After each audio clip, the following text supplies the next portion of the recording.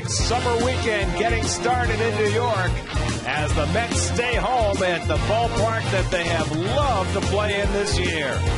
After winning 2 out of 3 from the Tigers, the Mets move on through the American League Central. At Citi Field in New York, the New York Mets play the Minnesota Twins. Mets baseball is presented in HD by IOTV. Get your HD free with IOTV. And a pleasant good evening, everybody, and welcome to Citi Field. Gary Cohen, Keith Hernandez with you tonight as the Mets open a 3-game weekend series against the AL Central leading Minnesota Twins. Mets just took 2 out of 3 from the Tigers. The Twins just got swept by Milwaukee, and they're trying to hold off Detroit and hard-charging Chicago. The White Sox won their 10th in a row this afternoon. As for the Mets, Angel Pagan out of the lineup again tonight. Same with Rod Barajas. Josh Thole gets his first start of the year for New York. But what about these Twins? 5 AL Central titles in 8 years under former Met Ron Gardenhire, and they've got those 2 big bats, Mauer and Morneau, in the middle of their lineup. Well, I'll tell you what, you got 2 MVPs right there and a 3-time batting champion in Mauer, a premier hitter, both premier hitters. Mauer's having a little bit of trouble this year, hitting only .309, only 3 home runs in the brand-new ballpark. Ball's not traveling as well in the opposite field, but it certainly hasn't affected Justin Morneau. What a year he's having, .349 with the 15 home runs. And almost 50 RBI. So that's the big 2 right there in the lineup. And they've stacked a very, very overloaded left-handed lineup tonight against Mike Pelfrey. Well, Pelfrey coming off a loss at Yankee Stadium his last time out, snapping his 5-game winning streak, tries to get it restarted tonight. Well, I didn't think Mike threw that badly in Yankee Stadium. You know, it's a different ball of wax out there in Yankee Stadium, a shorter ballpark. He just got a couple of his pitches up and got hurt. He has been the ace of this staff so far. Ironically, the bottom third of the rotation for the Mets has picked up. Now it's time for Santana and Pelfrey to pick up their end. Pelfrey's going for a W tonight. On the other side for the Twins, Kevin Slowey, who got waxed by the Philadelphia Phillies his last time out. Well, not a hard thrower, control pitcher, has to keep the ball down, knows how to pitch. He's got to pitch to the corners. So it's the Mets and the Twins opening a 3-game weekend series, facing each other for the first time since 2007. All the action coming up tonight right here on SNY.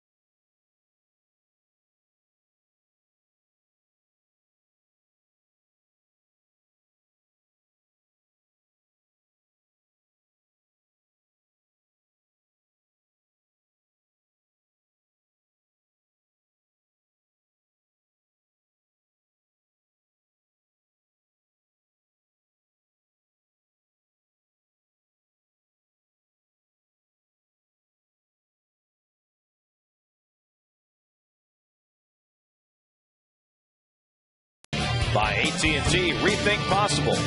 By Frostbrewed Coors Light, the world's most refreshing beer. By Volkswagen. And by StubHub.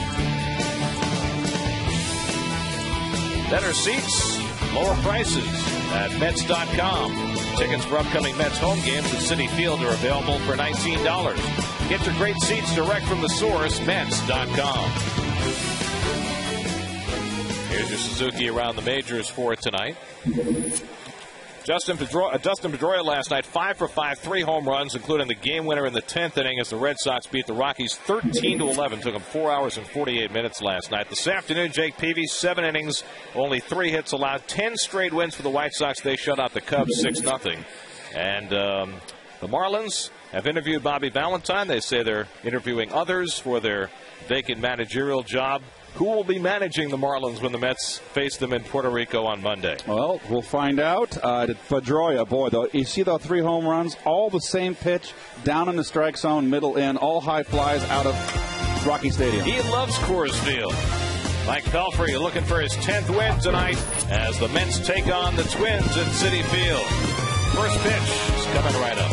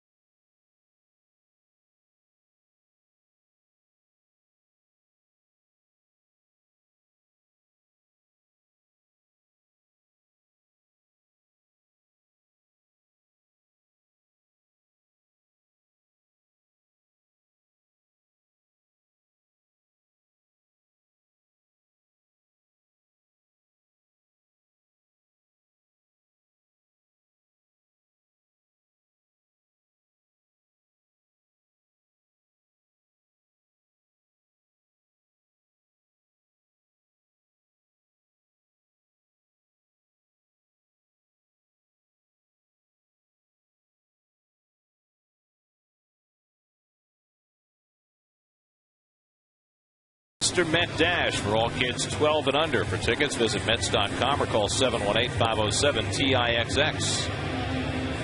Aerial coverage tonight brought to you by DirecTV. There's a beautiful shot. If you call yourself a sports fan, you got to get DirecTV.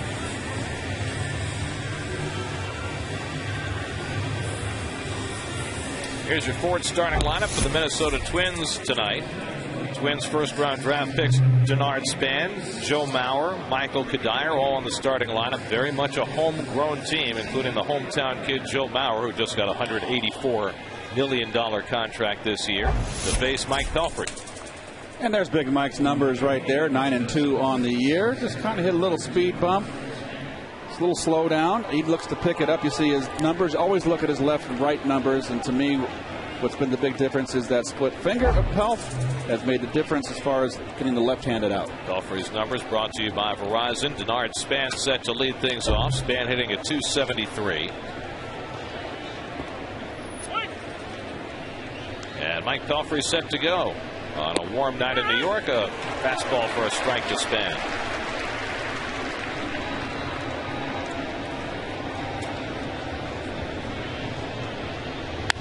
And he drives one to deep right field. Back goes Frank Core near the wall, and it's out of here.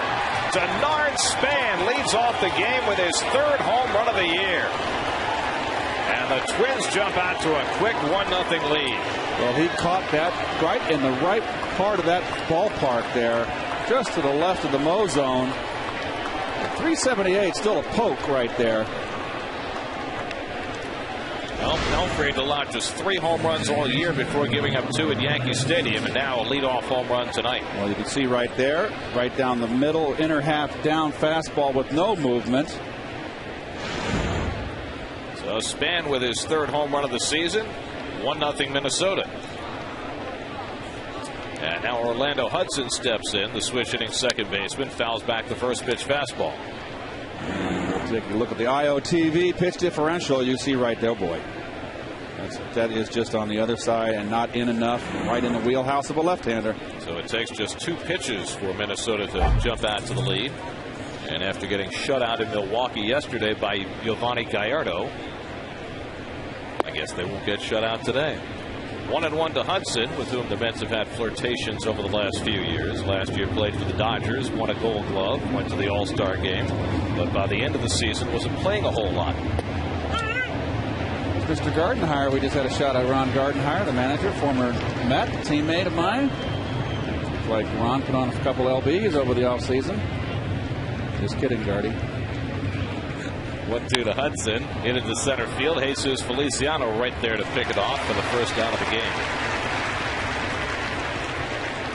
And we'll take a look at the Lexus Metzi defense. Feliciano out in center field again, as you can see. And Tolley getting his first start behind the plate. You can see in Buffalo what his percentage was. But the big thing is Pagan out.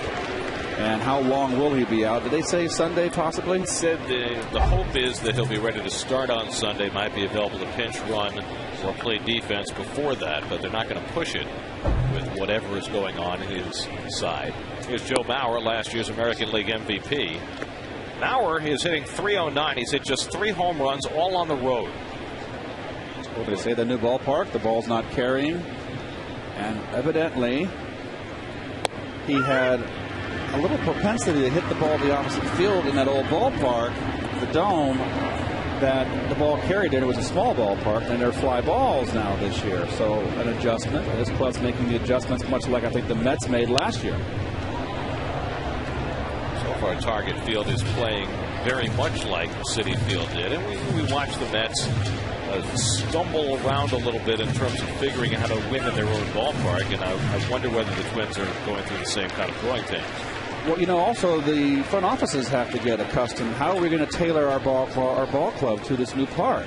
So it's a learning process. I think that the same thing happened with the Mets last year. This is a big ballpark. You want to tailor it to speed and defense and pitching, and I think that is why the Mets have been successful here, and they've grown to love this stadium. 2-2 to Mauer, and the splitter in the dirt, and a full count to Mauer. Well, the thing about Joe Mauer is, he had 28 home runs last year, down to 3, but he also won a batting championship last year, his third in 4 years, and his average is down. But it's .309. It's not like he's hitting 250. If it was 260, 270, it would be alarming. And he's still .309 is .309. And I always love it when they say, nope, Reyes has got that one covered, playing up the middle. That shift pays off perfectly, and Mauer retired from the second out. And we'll see where Jose is playing right up the middle. So this normally is a base hit, but not with that kind of scouting report. They had him scouted nicely. I remember a veteran player, and I won't mention his name, who told me. And after I hit .344, and led the league in hitting. The next year, we're playing the Cubs. He's there, and he tells me, "You don't want to hit .344." You just want to hit .305, because if you hit .344 and you hit .320, they'll say you had an off year. which that just didn't compute in my brain. I wanted to hit 360. I never did again. But you didn't pull it Norm Cash. Yeah, it's Cash true. 360 one year, didn't hit 300 ever again in his career. I lost the batting title the last day of the season to Buckner the next year. I had 321 and Buckner hit 322. Enough about me. So let's talk about Justin Morneau, who's playing like an MVP so far this year. He won an MVP back in 06. Morneau with 15 homers, 49 RBIs, second in the league in batting average at 349, and leading the American League in both on-base percentage and slugging percentage. Well, he's the real deal, and you look at his last, since 2000, since he came into the big leagues, he's always been a power hitting guy. Last 4 years in a row now, he's driven in 100 runs or more. 2006 was his MVP year, the 130 runs driven in and 34 home runs. Morneau now 29 years old. And this is the team under Ron Gardenhire that has won the Central Division, but just can't get out of the first round of the playoffs. They've struggled. Well, they got that Yankee thing. Oh, they can't beat the Yankees. Got swept by the Yankees in the first round last year. Only once of those 5 division titles have the Twins advanced under Gardenhire. Pelfrey ahead 1-2, and Morneau takes the fastball high. So you noticed in this at bat how many times Tolley has given Pelfrey a high target. They must think that Morneau chases high pitches. Tolley played 17 games for the Mets last year, getting his first action of this season. 3-2 to Morneau, and he fouls it away. Well, Tolley was considered a more polished hitter than receiver when the Mets got him last year. They have really worked on his defense this year, particularly his game calling.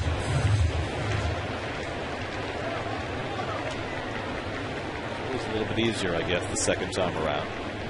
3-2. Punch foul. And making Pelfrey work with 2 out of the first. Pretty good splitter right there, and fought it off. Able to stay in the at bat. Much more room in here now with just 2 of us. 10th pitch to Morneau, lined into center field, and so Morneau has a 2-out hit. Well, oh yes, 3's a crowd. Where did Groucho Marx line? This is a great at bat right here. And another splitter, and that is just sweet. Didn't get enough drop in on that splitter. Just kind of hung up there. That's just good hitting. So Morneau's aboard with 2 out, and now Michael Kadire. Kadire hitting a .265. He's been playing third base the last week in National League ballparks, and he takes a curveball for a strike. Kadire had not played third base in about 5 years. But they're trying to squeeze their 2 good corner outfielders into the lineup, Delman Young and Jason Kubel. Kadire normally plays right field. Kubel normally the DH. And they're thinking about leaving Kadire at third so they can DH the veteran Jim Thome when they go back to American League play. Well, Thome, of course, all those home runs, left-hand hitter.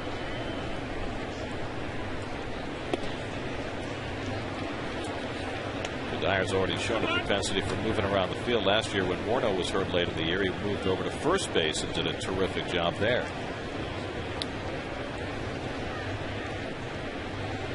He holds his hands very low. You hardly ever see that today. Fly ball, shallow right center, and Feliciano jogs in under it and puts it away to end the inning. But a leadoff home run by Denard Span on Mike Pelfrey's second pitch of the night has taken the Twins to a 1-0 lead as we go to the bottom of the first.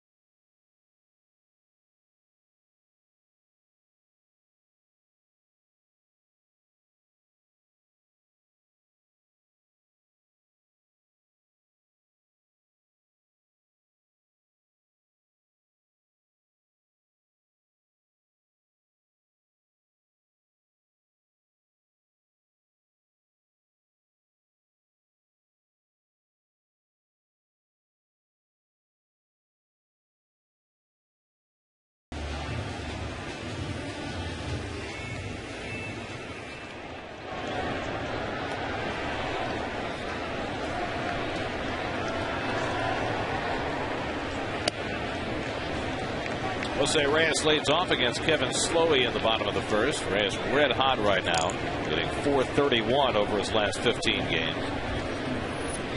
On base 3 more times last night. His on base percentage up to .331. That's the highest it's been all year. He's now in the top 10 of the league in runs scored with 49. He's red hot. It's the best I've ever seen him swing the bat left-handed. I said it last night. I say it again because there's probably some people that had to work. Missed that comment. Well, I said it again.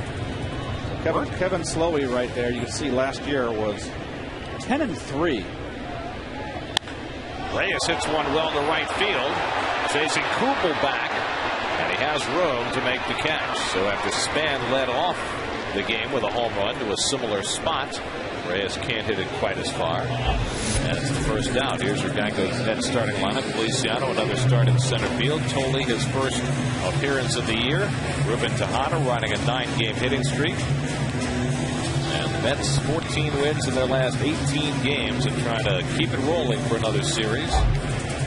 Feliciano had his first career 3-hit game last night. In fact, he had only 3 hits in his career before last night. Now he's got 6. And he takes the curveball from Slowey inside. Well, he's getting more playing action now with Pagan hurt. Filling in for Angel. Jerry Manuel's feeling is that Angel might tonight be able to pinch run or play on defense, but that he would not expect him to be back in the starting lineup until at least Sunday. Chopped down to third, and Kadire handles it. 2 away. So Slowey quickly retires the first 2. And we'll take a look at the Core's light Twinkie defense. This is the team that knows how to play the game, and you can see right there as a team the amount of errors. Fewest in the MLB. Morneau at first, and as Gary said, Kadire over at third base. First time in a while for him. So now David Wright bats with 2 out and nobody on. David hitting .395 over his last 22 games. Leads the National League in RBIs with 57. That's what their pinstripes on. Blue caps and the blue socks. Love it. It's a traditional look tonight. It's a nice uniform. It's clean. I like it. There's no piping. Just the pinstripe. Very nice. A little off-white tone. I like that. To the uniform, as it used to be. Curveball by Slowey for a strike. It's 0-2. And I always liked the round patch on David's left shoulder there, or bicep. I always loved that Met logo, even when the Mets stunk. What was that? Swing and a miss. Slowey strikes out right on 3 pitches, so a quick start for Kevin Slowey, a 10-pitch first inning, and the Twins lead 1-0.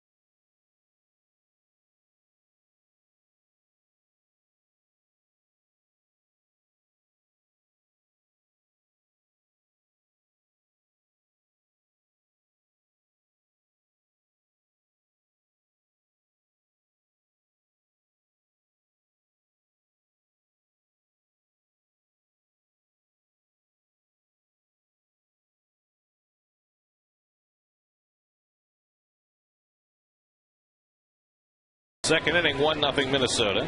And Jason Kubel leads off against Mike Pelfrey, yet another big left-handed bat in the Twins lineup.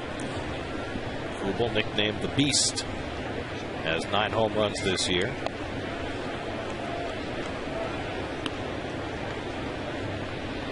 Kubel normally the DH, making his 15th start in right field tonight. Delman Young on deck. And a foul tip held by Tolley, 2-1. Mike Pelfrey making his 15th start of the year, ran off 5 straight wins before the Yankees beat him his last time out. And the splitter taken low, 3-1. And the start before that in Baltimore, he was not at his best. Gave up 3 runs in 6 innings in that game. You can see the defense right there. Big pull hitter, Kubel. Big power guy threw that fastball right by him. The Mets are putting on a modified shift against all those big Twins left-handed sluggers. Maurer, Morneau, Kubel. 3-2 from Pelfrey. Lined into left center. That'll fall for a hit. Feliciano gets it on a hop, and Kubel's aboard with a leadoff single. 3rd hit for the Twins in the first 6 batters against Pelfrey. So far, Mike has been up, not getting any sink early in that fastball. Watch this. Oh boy, right down the middle and straight. That's the same pitch he threw to Denard Span. It took him to the bridge. Well, not quite. Well, it's a baseball terminology. So the generic bridge, not the shaped bridge. It's like that Led Zeppelin song. Where's that confounded bridge? Delman Young is hitting .305. He's got 47 RBIs. 24-year-old, #1 pick by Tampa Bay back in '03, and he is just starting to come into his own. Well, he had a big year with Tampa '07, drove in 93 runs, but since then production wasn't there. But my goodness, this year 47 RBI before the All-Star break. That's on a pace for 100. Nick Punto on deck. Delman Young, the much younger brother of Dimitri Young. Much smaller brother, too. In what way? The size of his body. Dimitri was a rather large individual, yes.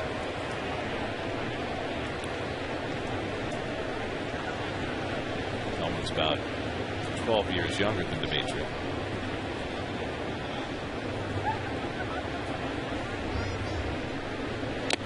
And a foul tip again held by Tolley, and it's 2-2. There's a good sinker right there.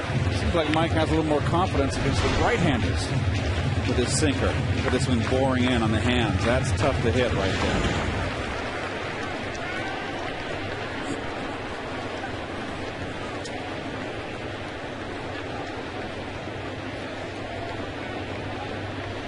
And he struck him out. So Pelfrey has his first strikeout of the night as he gets Delman Young. 1 out of the second. Well, set up by the fastball in with a slow cutter.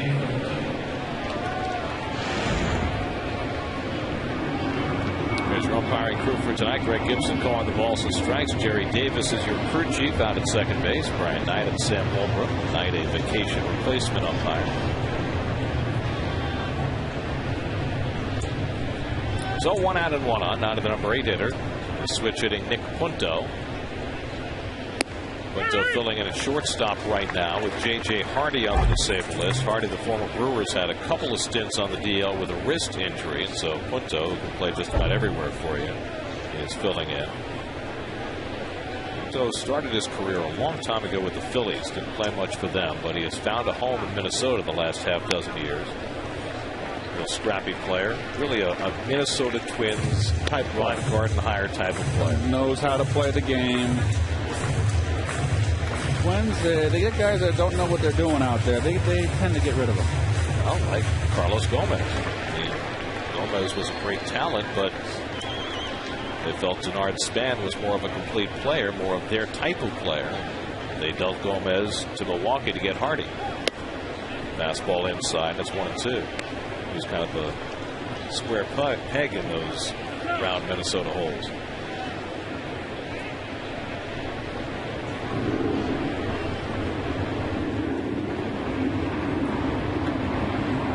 1-2 to Punto.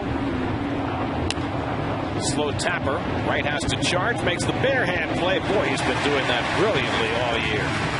And he gets the speedy Punto for the second out as Kubel moves to second. Well, I got to believe that of all the years we've watched David, this has been where he's improved the most.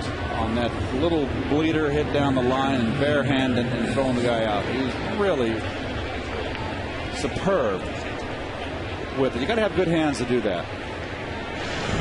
He seems to have no fear of making that bare hand play, no matter whether the ball's on the ground or coming up like that. Well, we thought that one series last homestand with the bases loaded, he had a chance to use the glove when he barehanded it. A pretty gutsy play.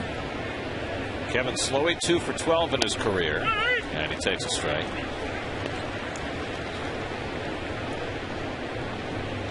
Art Span, who led off the game with a home run on deck. It was only the second time in Pelfrey's career he has given up a leadoff home run. The other one was rather historic. It was the first game ever played in this ballpark. And Jody Garrett led off the game with a home run off Pelfrey for San Diego. Watch David here when you get a little slow-mo. Watch him. All the fingers right in the old palm, and then you just adjust the ball so you can throw it with the index finger and the middle finger. And you know we always throw in sidearm, it's going to sink, so you throw it to the left of the first baseman and sink it back into it. And as a first baseman, you always give a target with your glove inside the line. Give your third baseman something to see and aim at.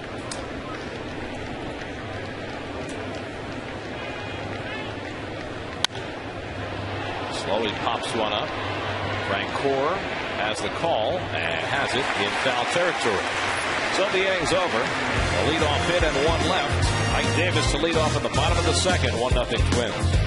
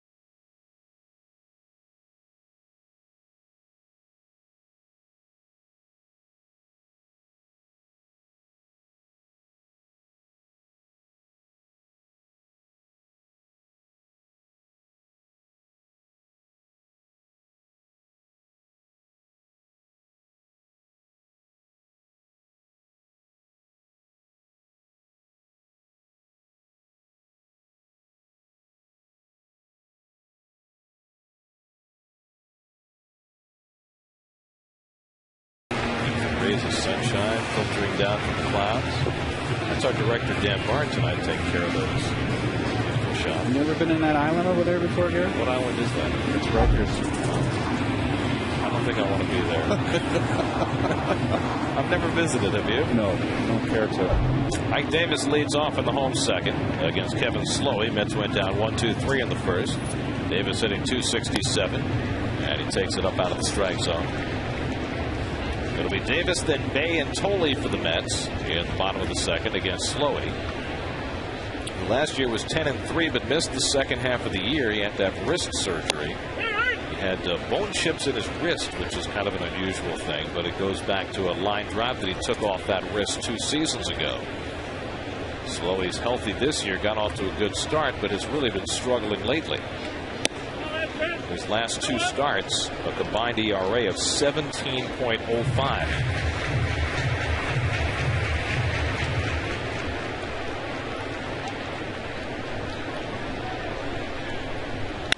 And Davis whacks one right at the second baseman Hudson, a former Gold Glover. 4 straight retired by Slowey to start the night. New York Mets baseball on SNY is brought to you by Bob's Discount Furniture. Only 6 days left until the grand opening of the Manhattan location off the FDR Drive at 117th Street. Go to mybobs.com for details.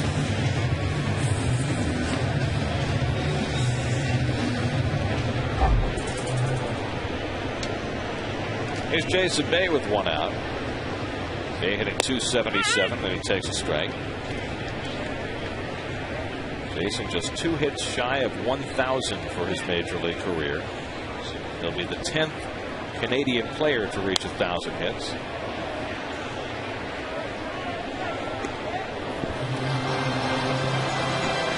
You can just see the frustration. He was looking for that curveball there and got it and just fouled it off.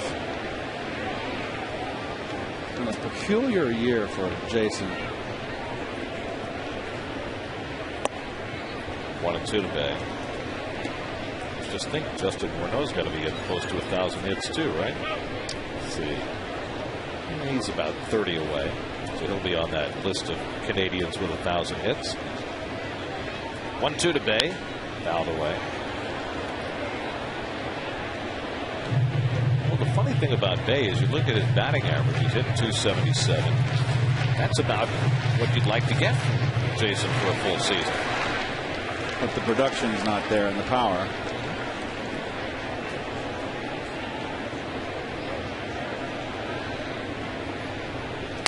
And Slowey beats him upstairs with a fastball. Second strikeout for Slowey.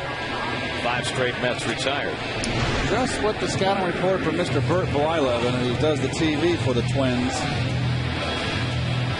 You can see ties him up upstairs. The scout Bert Blyleven said he goes up and down the ladder, knows how to pitch, moves the ball around.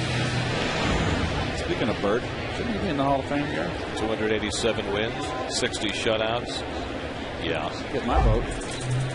To me, it's a no-brainer. And he came close this past election, 5 votes short. And one would hope that come the next round of voting this offseason that Bert winds up in Cooperstown. There he is. And, you know, Bert pitched for a couple of good teams in Pittsburgh and in Minnesota, but he also spent a lot of years pitching for really bad teams in Cleveland and with the Angels. And, you know, he won 287 games. And the great curveball. Guys with great curveballs just have. Carlton had it. Don Sutton. The young man in Washington has it. Mr. Strasburg. That extra spin on the ball. Whatever it is that they do, they can get that extra revolution on that ball coming into the hitter, and that makes a world of difference on the break. 2-2 to Josh Tolley in his first big league at bat of the year. Pops one up. And the shortstop Punto out. The left fielder Young in to make the grab. And that retires the side. So 6 up and 6 down for Kevin Slowey. 1-0 Twins after 2.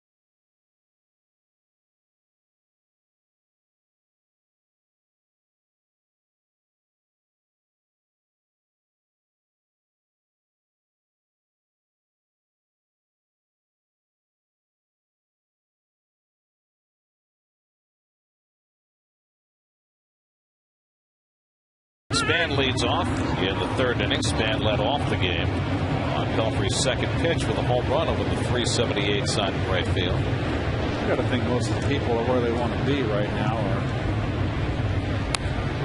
out having dinner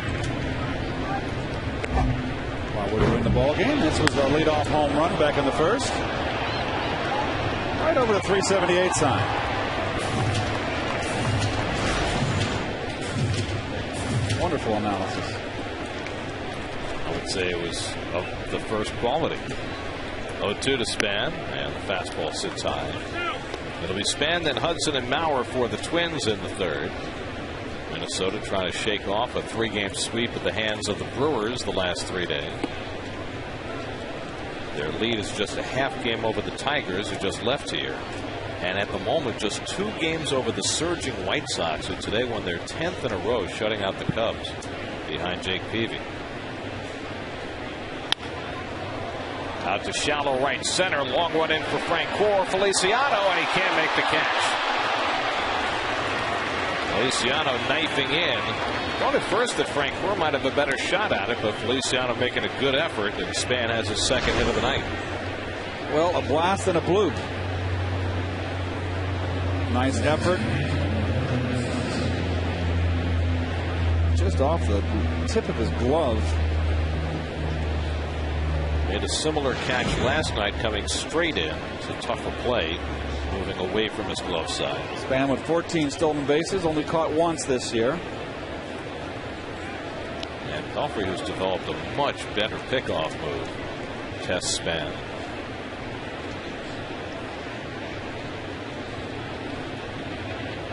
Twins are not a big base stealing team. They have just 31. Span has almost half of them. And even closer play.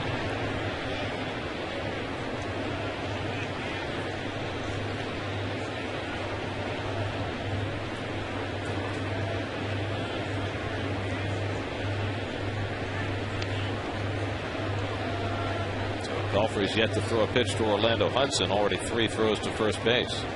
And Span asks for time.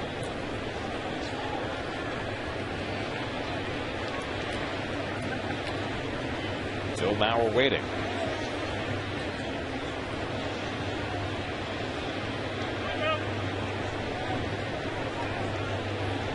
Pelfrey's had only 2 bases stolen against him this year in 6 tries.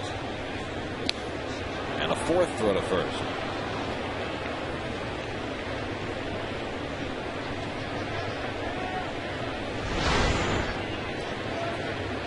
Another progression in the career of Mike Pelfrey, who had all kinds of difficulties with balks, if you recall. Getting discombobulated on the mound. Quick step home there. So Mike has just really made great strides. His demeanor on the mound, his composure would be demeanor too. I mean, it's just great progression.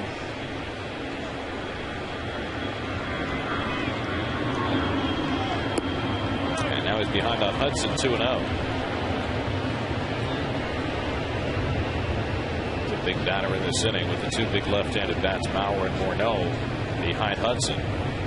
Orlando Hudson, a late signing this year by the Twins. In fact, 2 straight years Hudson has been out there on the market. And in each case, there was talk that if the Mets could move Luis Castillo, they'd be interested in Hudson. Hudson made no bones about the fact he was interested in coming to the Mets. They were always his favorite team growing up.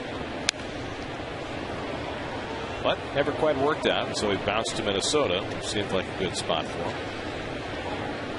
The Mets couldn't find anybody that wanted Luis Castillo. You know, Luis, a little bit older, getting a little prone to injury as he's getting in the backside of his career, could still play.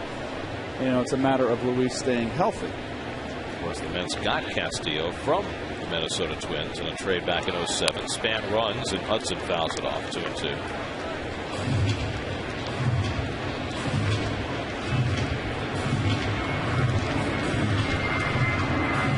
Castillo's down in Florida, and we have not heard any signs of progress for Louis coming back from those bruises on the bottoms of his feet.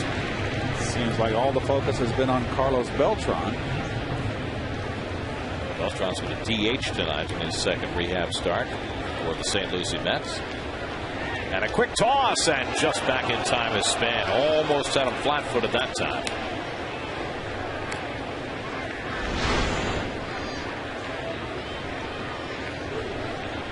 It's a case where the throw's right to the bag. He might have had him.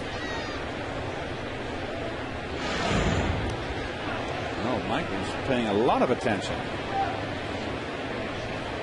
Well, it's the one guy on this Minnesota team that you have to worry about swiping a base. Meanwhile, it's 2-2 to Hudson with nobody out.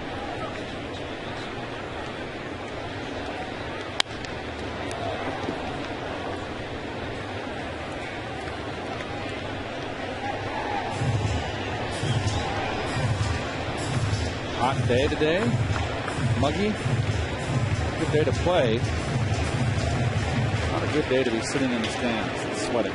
Better be out there playing, running around, and sweating. Love the hot weather when it's hot playing. I like hot weather watching. That's the way. And we don't like cold weather, that's for sure. We don't like to shiver. As long as you have enough to drink. I don't like sweating. A nice little baseball cap and a pair of sunglasses. We're going to Puerto Rico. Settle too. in. That's hot weather. Puerto Rico is going to be very tropical. Yeah. It's the summer game.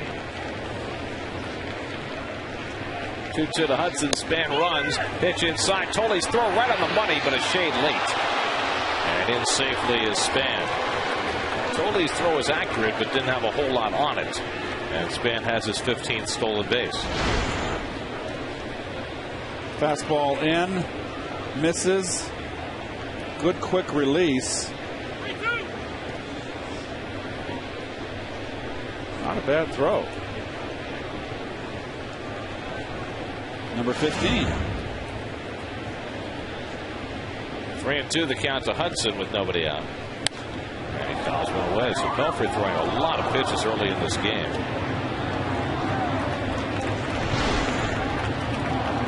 Little short hop to Jose. He's already beaten it.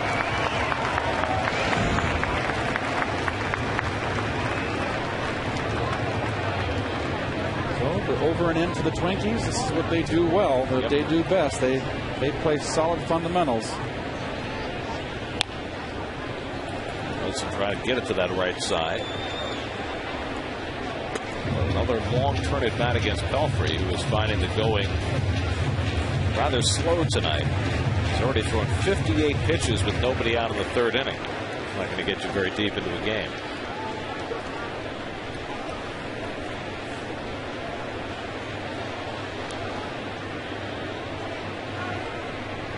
This will be the 10th pitch of the at bat to Hudson.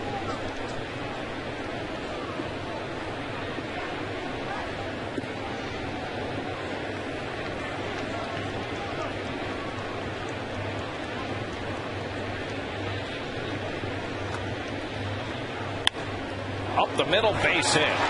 Span to third. He'll be held up there by Scott Olger. And the Twins have runners at the corners with nobody out, and the big bats coming up. So another hard hit ball against Pelfrey.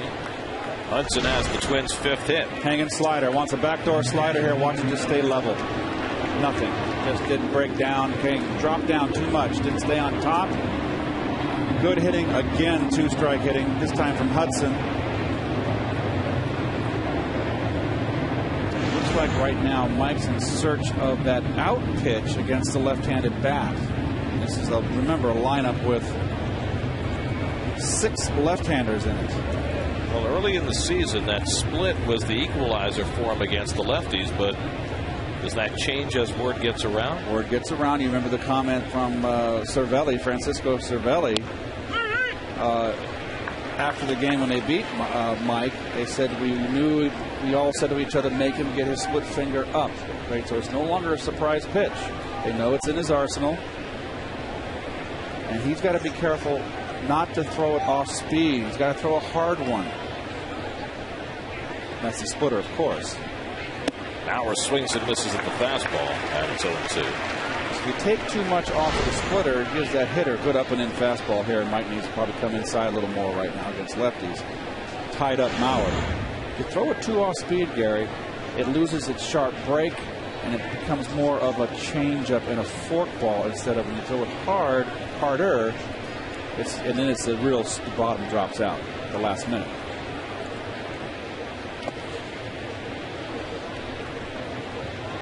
One two now to Mauer. Grounded to short his first time up. Mauer, right before this season, signed an 8-year, $184 million contract. A contract that would not have been conceivable for the Twins a few years ago, but with the opening of their new ballpark, Target Field, and a desire to keep the hometown kid Mauer around for the rest of his career, they dug deep. Precisely. Swing and a miss. He struck him out. There's a big out for Pelfrey. His second strikeout of the night. And pound him in. We beat him twice inside. Right to the glove. Beautiful. Swung right through it. On the corner. Yes, sir. Beautiful pitch. So Mauer down on strikes for the first out. And now Justin Morneau comes up. Morneau had a 10-pitch at bat his first turn and singled to center field. Now hitting at .352 with that base hit. And fastball away for ball one. When you come inside to a left-hander, you don't want to come down and in. Lefties are pro. The game hasn't changed with left-handers. They're still good, predominantly low ball hitters. You want to go up and in.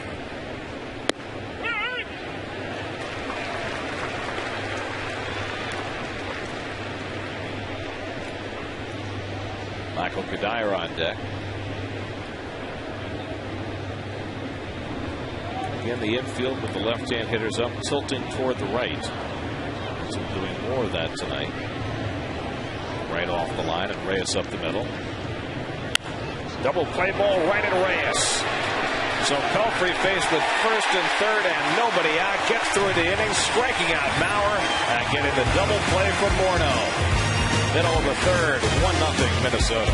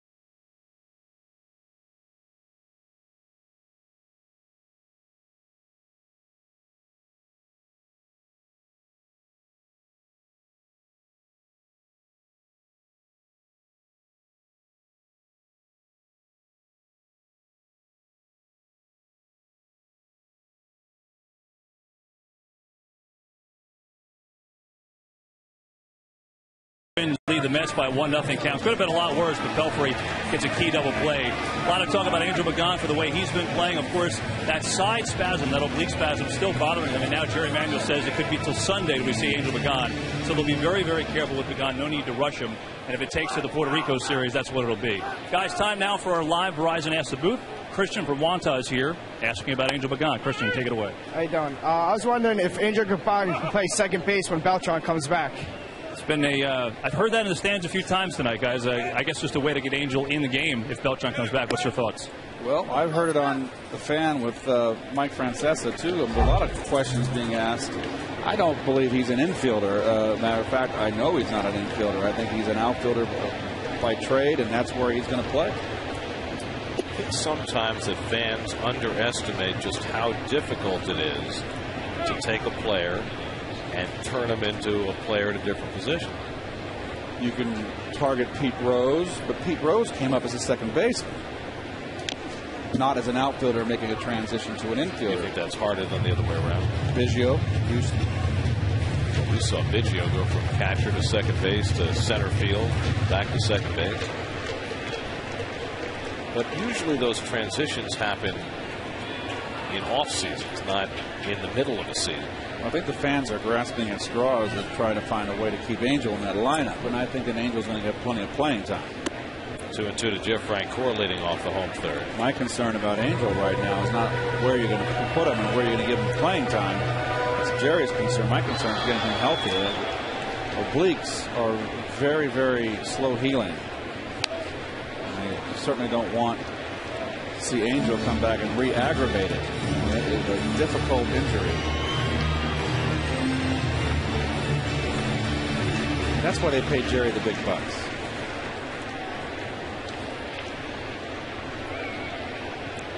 Two and two to Francoeur, and he golfs one foul. Very interesting talking to Jerry before the game tonight. Remember last night the Mets were one short of the bullpen, and they're one short again tonight because they brought up the third catcher and sent Valdez out. And so when Takahashi had to exit early, Jerry double switched Chris Carter into the game to get a couple of innings out of Elmer Descens because he needed to stretch out Descens' outing. And I asked him about it today, and he said, well, normally I don't want to double switch early in the game anyway.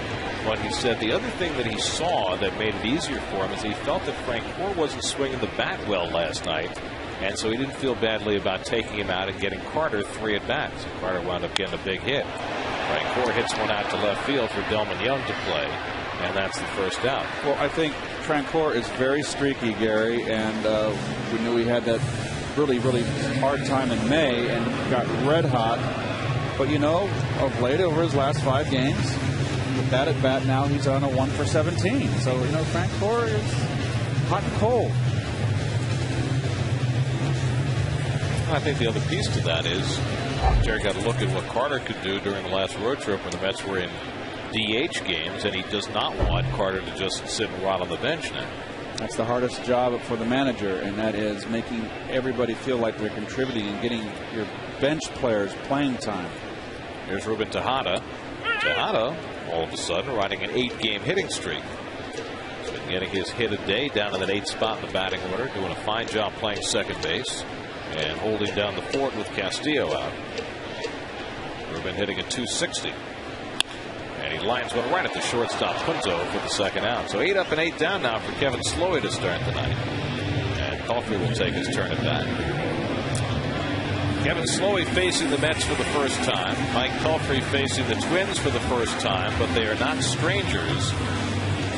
Back in 2005, when Pelfrey was pitching for Wichita State and Slowey was pitching for Winthrop University in Rock Hill, South Carolina, they went head-to-head in an NCAA tournament game, and Winthrop and Slowey beat Pelfrey and Wichita State 2-1. Pelfrey then got the upper hand the next week. He went number 9 in the draft. Slowey went in the second round. So Mike got the bigger bonus. 1-1. Well, Slowey is a lot like all the other starters on this Minnesota staff. Not overpowering. Control pitcher. They rank 10th in the American League in strikeouts, but first in walks. The least amount of walks given up by a pitching staff, and they're third in ERA. And Slowey a big part of that. Only 2 walks per 9 innings, and a second straight line drive for Punto to handle. 1-2-3 inning for Slowey. He's perfect through 3. Beautiful evening for taking a sail.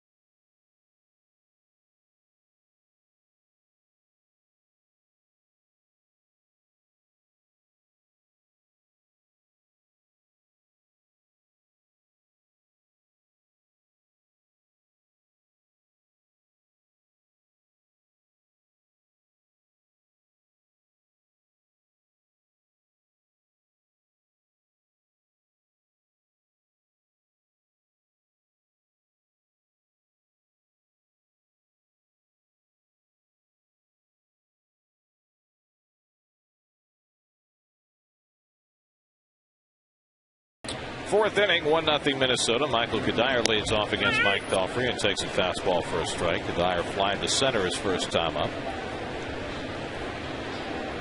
It'll be Kadire, then Jason Kubel and Dillman Young for the Twins in the 4th. Pelfrey looking for a fast inning after throwing 66 pitches through the first 3. Giving up a run on 5 hits. Had a big-time jam to work out of in the last inning. Ground ball for David Wright to handle. And he throws out his Virginia buddy, Michael Kadire, for the first out. Let's check in with Kevin Burkhardt. Kevin? Guys, Ron Gardenhire has just done an outstanding job with his Minnesota team, and he's got a great sense of humor. I'll share this story courtesy of Marty Noble of MLB.com, who was having a conversation several years ago, and I guess an Atlanta Braves game was on. So Marty started talking about Chipper Jones and got into conversation about Chipper naming his one of his children Shea, and the reason behind it. And Gardy said, well, why? He said, well, because every time he came here, he just hit like crazy. All he did was hit at Shea, so he decided to go with the name Shea. And Gardy thought about it for a moment and said, interesting. If I took that route, my child's name would be Tidewater. Guys?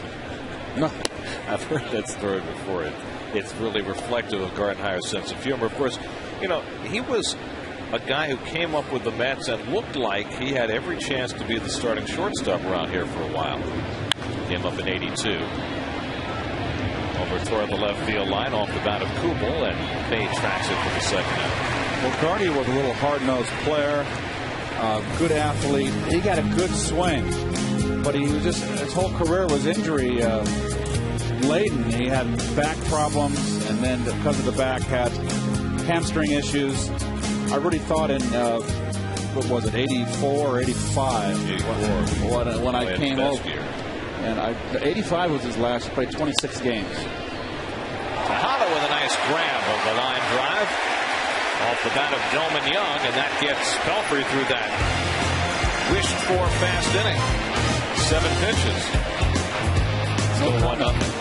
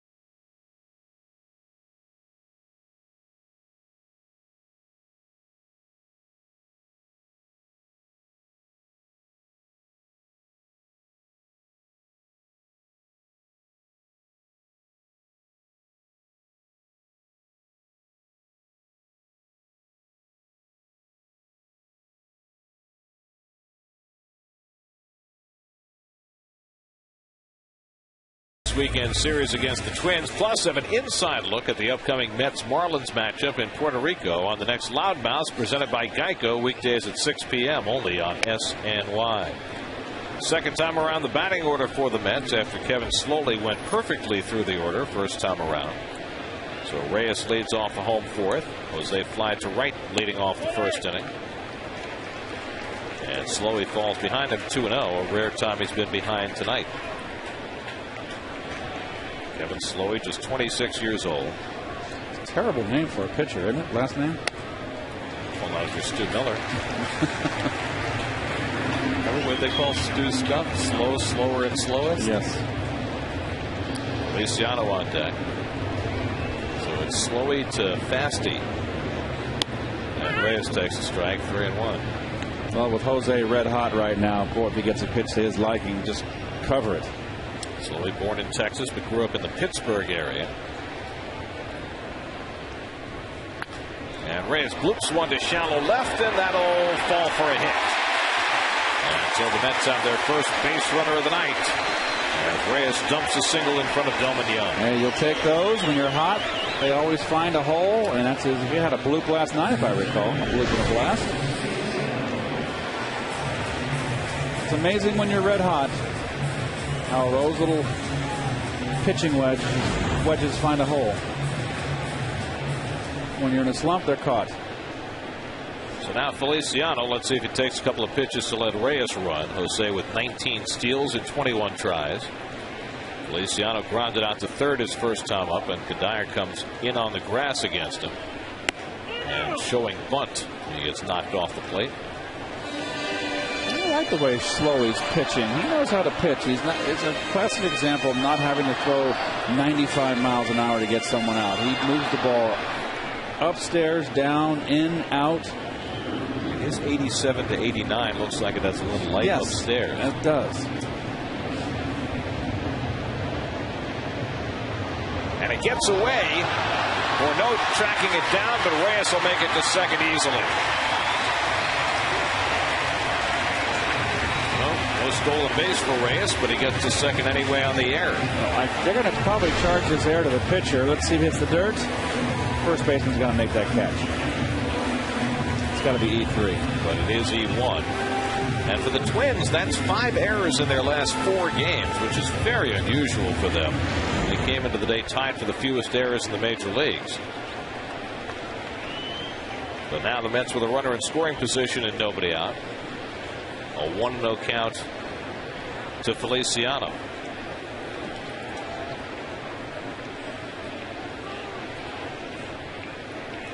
I don't like this bunt. Slowey's going to have to go to first with it. Accurate throw. So a successful sacrifice moves Reyes over to third, 1-3. You don't like it because? It's early in the game, and you got a left-hand hitter up, Feliciano, who swings the bat good, makes contact. He knows what he has to do. Pull the ball. You think maybe he did this on his own? I'm not a mind reader. Come on, Carnett.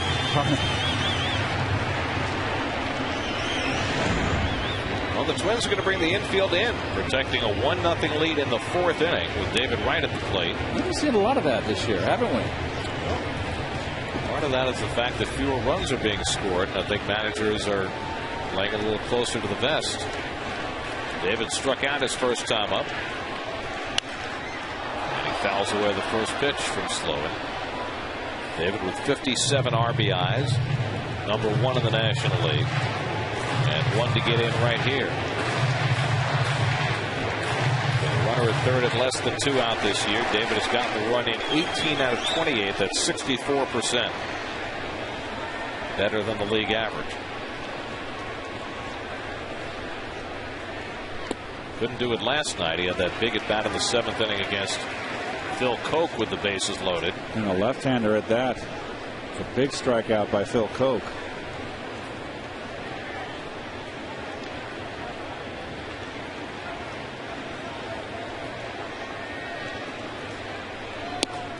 Off the plate to David, 2-1.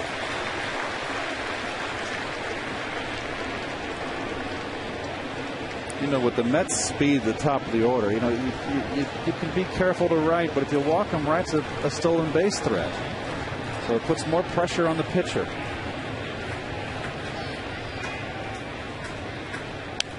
And he fouls away the fastball, and it's 2-2. Slowly going up the ladder.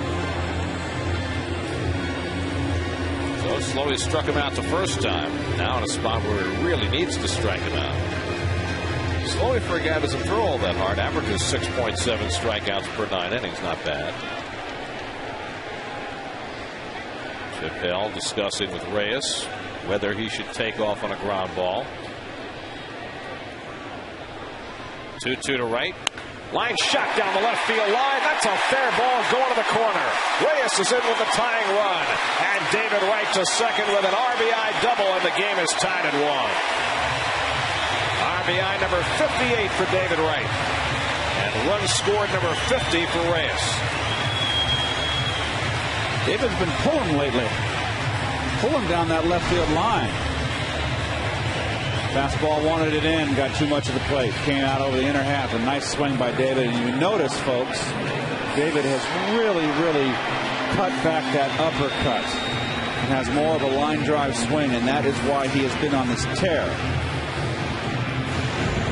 Well, the Mets cornerstones, Reyes and Wright, have returned with a vengeance. They have both been playing at the top of their game during this hot streak for the Mets. Here's Davis trying to get the lead run in, and he takes a strike. Davis grounded out to second base his first time up. Reyes has come out of virtually nowhere to get to 50 runs scored in the Mets' 73rd game of the year. He's moving up on the league leaders.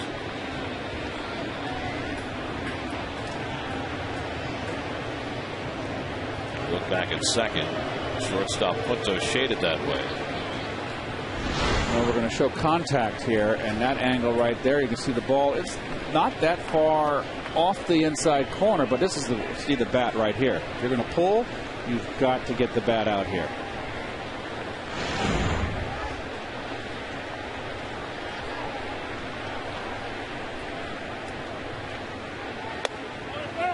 One and one to Davis.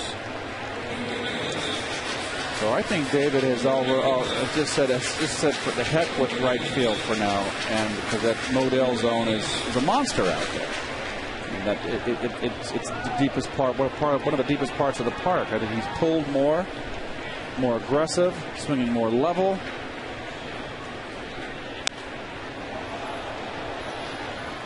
Oh, nice catch.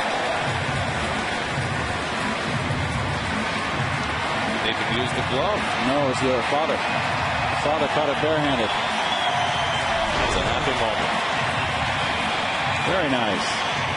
Always use 2 hands. Yep. He's thrilled. Both of them. I think the dad more than the kid. They're having fun. Always use 2 hands. It's worth the pain.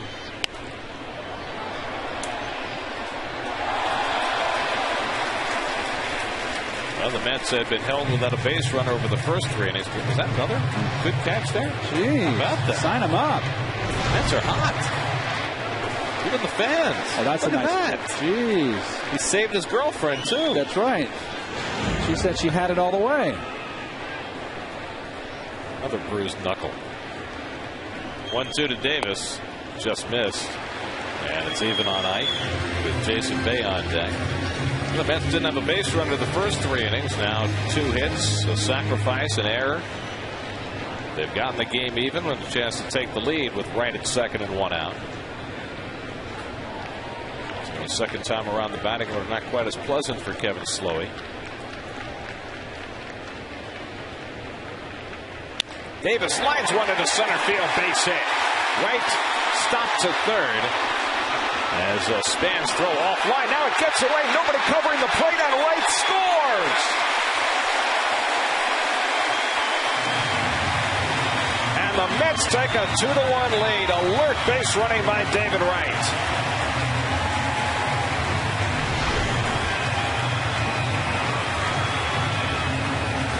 Nice hitting by Ike. First baseman doesn't get over for the cutoff. Throws too high, but he's worth the third baseman here. Short hops the catcher. Slowey's late backing up. That's very un-Twin-like. And David very heads up.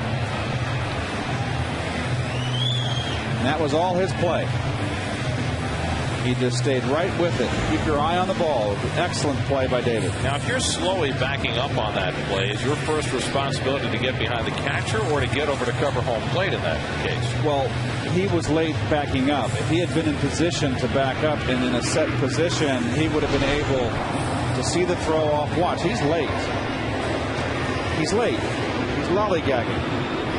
And now the ball gets loose. And you kind of look back towards the brick there. And that split second, he didn't get there in time. He should have got there quicker. So a single for Davis, no RBI. Error on the center fielder's span, allowing the run to score. That's 2 errors in the inning by the normally sure-handed Twins. And the Mets have a 2-1 lead.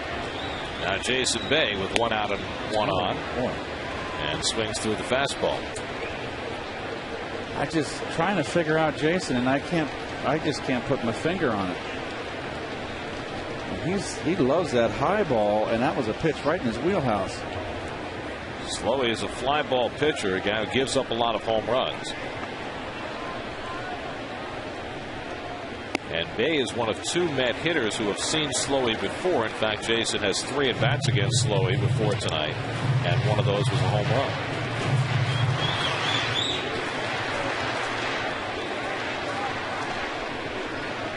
Josh Tolley on deck.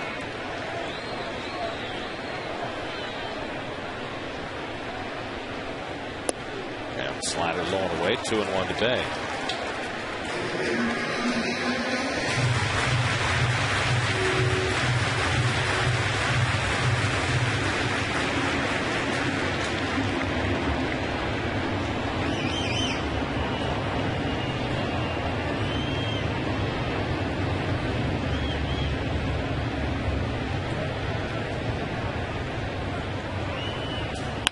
He drives one deep left center field, headed back toward the wall, and it's off the base of the fence.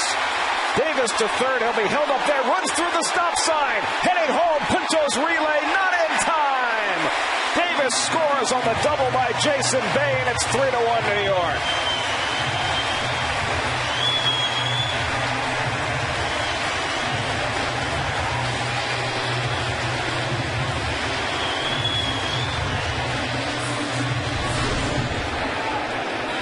Same pitch. They swung and missed.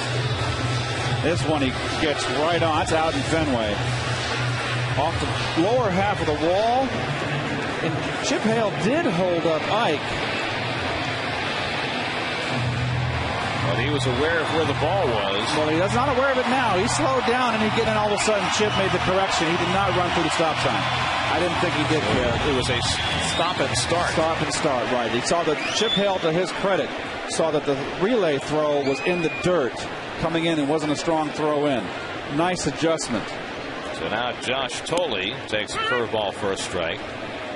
So 4 hits in the inning have produced 3 runs, helped out by a couple of Minnesota errors. Bay drives in his 31st run of the year. Tolley flying to left in his first big league at bat of the season.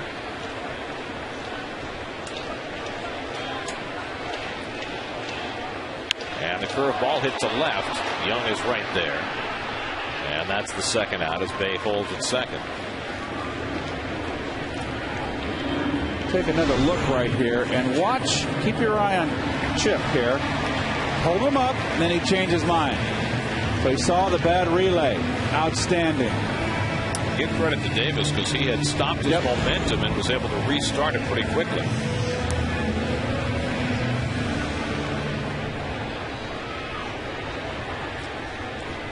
Now Jeff Francoeur, who flied to left his first time up.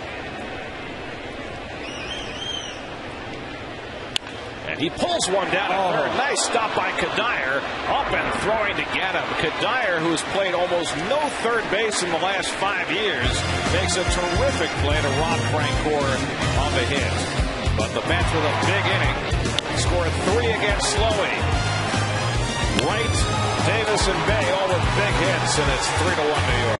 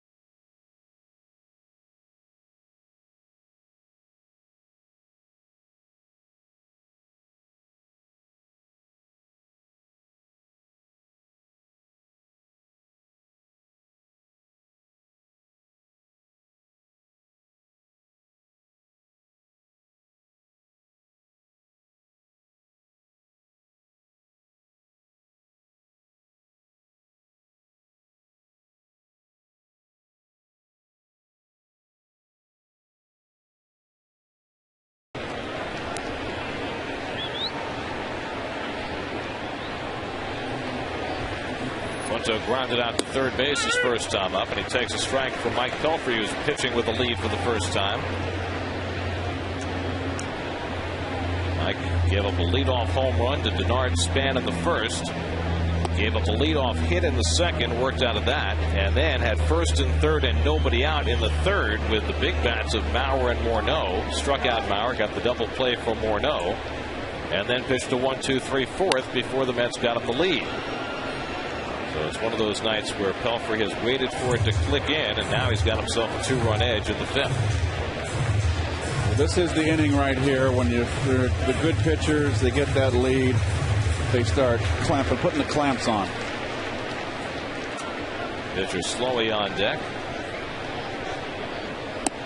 And a fastball tied him up, but he held up in time. Oh boy, I thought it was a strike. Sam Holbrook, the third base umpire. I'm with you. I thought that looked like it was over the plate. I thought it had plenty of play. I know the umpires don't like this angle. Let's take a peek. Oh boy, you got to ring him up there.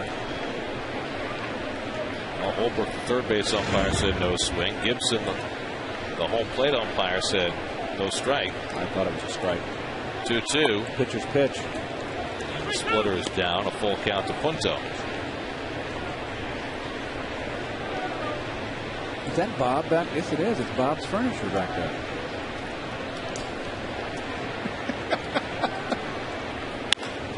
Out to left field, chasing Bay back, and Jason can't make the play. It's off his glove. And Punto to second. Well, against Punto, batting left-handed, you play very shallow in left field. And Bay got burned. Got his glove there, but couldn't squeeze it. I wonder if he's gotten the lights at the last minute. Let's see what's he got. Full extension. That's off his thumb. He's going to score that a double for Punto. I wonder if he lost that. I bet you he lost that in the lights. He's mad at himself. It's the sixth hit against Pelfrey. And the fourth time in 5 innings the Twins have had the leadoff man on. Now the Mets play for the bunt with Slowey up there. Very aggressive in the corners. Outstanding. Pops it up foul. I like what Ike does at first base. He's got no one to hold on there. Absolutely no responsibility. There's no base runner at first. You can really come in and put the pressure on the pitcher.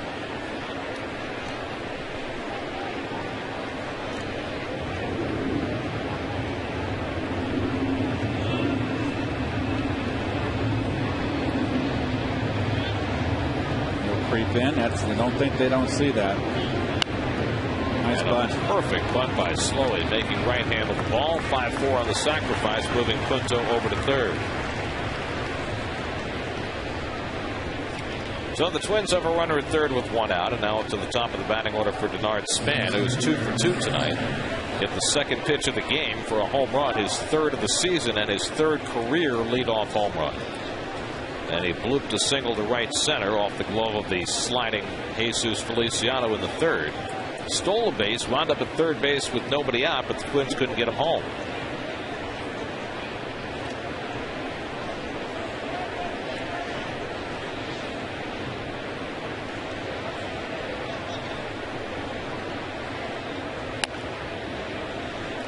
Meanwhile, the team the Mets are chasing, the Braves, is playing the team chasing the Twins, the Tigers.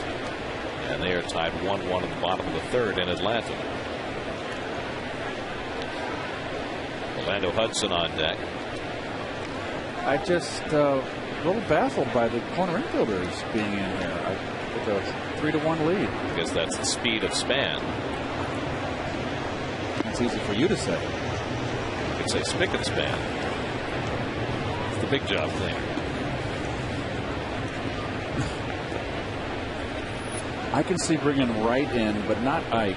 I would push him back a little bit. I don't want a man with his speed on base that can steal a base. He's got 15 stolen bases. But basically would concede a run here. Doing that with the middle infielder. And Span breaks his bat. That'll get the run in. Tejada throws out Span. Punto scores, and the Met lead is now 3-2. So Span with his second RBI of the night, his 28th of the year. So the bunt by Slowey helps produce a run for the Twins. He just ties him up. I think Mike needs to come inside with that straight fastball of the lefties. That just eats him alive. That bat went down with a ribeye, though. Sacrifice a bat for an RBI. That just got seriously wounded. Mortally. I think it was mortal. Yeah, he can move that from one casualty list to another. Here's Orlando Hudson, is lined out to center and singled to center, 1 for 2. 2 out and nobody on. Beautiful. And Belfry comes inside again with that fastball, 1-1. Bill Mauer waiting on deck. So Belfry finding his way tonight. He's not been dominant. Good splitter there, 1-2. He's given up 2 runs and 6 hits over 4 2/3. Fastball in, followed by a splitter. Look at the bottom drop out.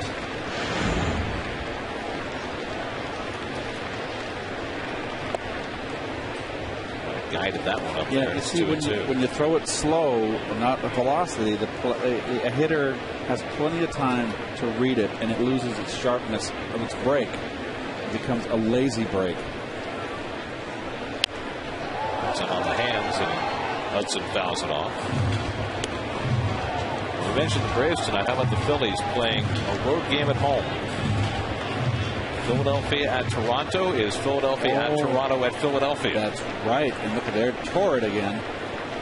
Blue Jays are the home team, but that game's being played at Citizens Bank Park. The whole series because of the G20 Summit in Toronto. Hudson lifts one out to Bay. Side retired. Twins scratch out a run halfway through. Mets are up 3-2.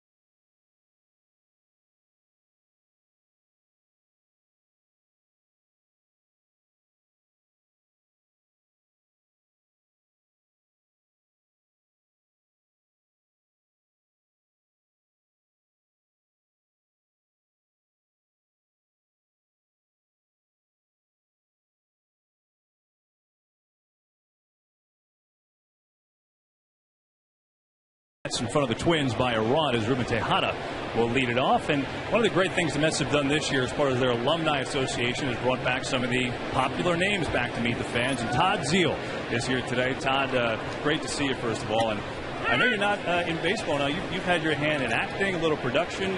What's the biggest challenge of doing that?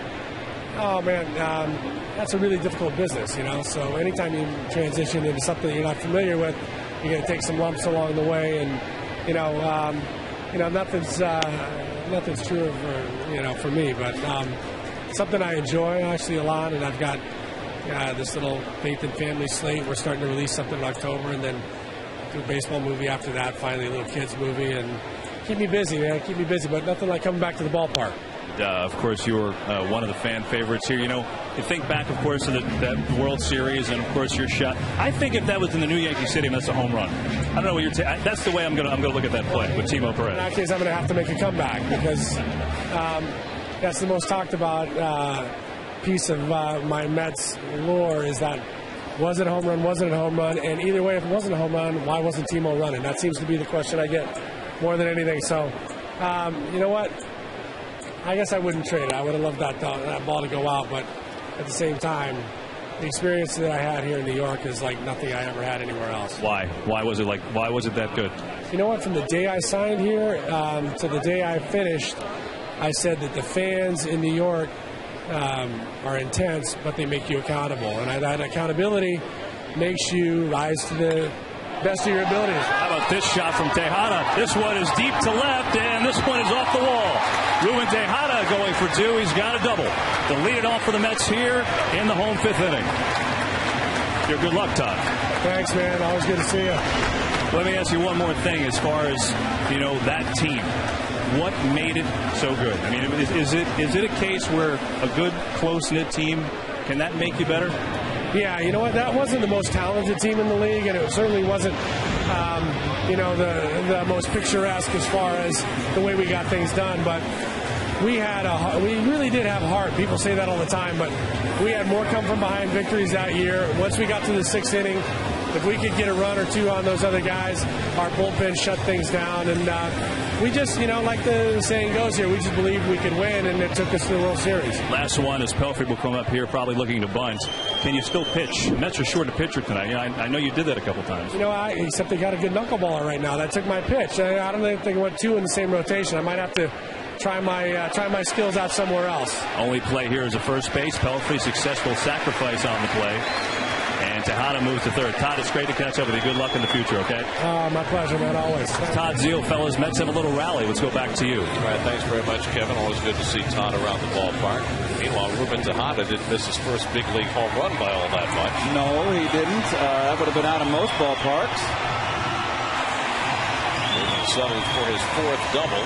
And now the Mets have a runner at third with one out. Reyes at the plate. Infield will come in. And you have to think about all potential possibilities here, including a squeeze bunt. Although the way Reyes has been swinging the bat, probably not. And he hits one out to left field along the line for Young. He gets there, makes the catch. Here comes Tejada. Young's throw to the plate on a hop. And Bauer with the tag. He's safe. How did he get in? Tejada scores, and it's 4-2 New York. And Juan Gardenhire is going to come out to protest. A terrific throw by Delman Young. The ball got there before Tejada, but Tejada gets in. This is one heck of a throw. I'm just seeing if Maurer could have blocked the plate. The throw wasn't that far inside the line. Here's a better angle right here. Throw beats him. Well, I guess that Greg Gibson said that he got his hand on the plate before Maurer tagged him on the back. Well, I got to think that Maurer's got to be more in front of that plate, blocking that plate.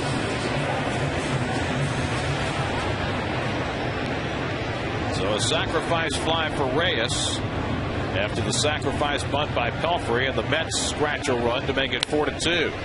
Now Feliciano pulls one foul. Let's look at the Pittsburgh Paints overhead camera, see if we get a better look. Well, see, he's inside the line. He could be close. Look at where he caught the ball. He should have been right in here with the backhand catching it right there, blocking the plate. Did Tejada get his hand on the plate, though, before Maurer tagged him? I kind of botched it with my telescreening, which I never do, so maybe we could see it again. It was awfully close. But Maurer had plenty of time to be more on the plate to block and force Tejada to come further out of the line. Feliciano grounds one to short where Punto has it on the backhand, and that'll do it for the Mets in the fifth. But Tejada leadoff double, and the Mets move them around as Reyes drives in the fourth New York run, 4-2 after 5.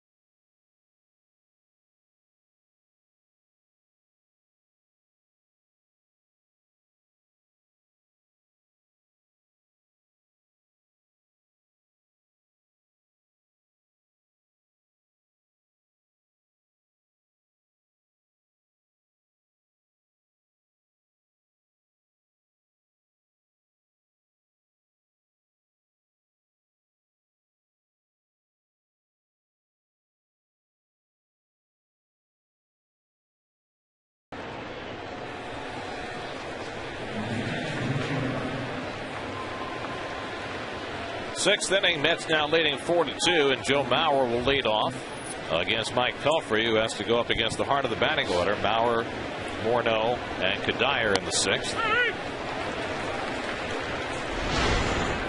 Well, we're going to do the Coors Light freeze cam, and that is just, it's tough to see, but I think he got in. I'm still questioning Mauer's positioning on that throw. Now, let me ask you a question, Keith. The left fielder Young is throwing from right along the line. So is Mauer perhaps moving inside like that to create an angle? Create an angle, but once you see the throw out of the left fielder's hand, you know the trajectory of the throw, and you adjust accordingly. Once it's out of the hand, okay, you're giving him a target, but once it leaves his hand, there's no sense getting a target again. And I'm hopeful we can get a shot above. And I just felt he had a chance to be on top of the plate and force Tejada outside the line more.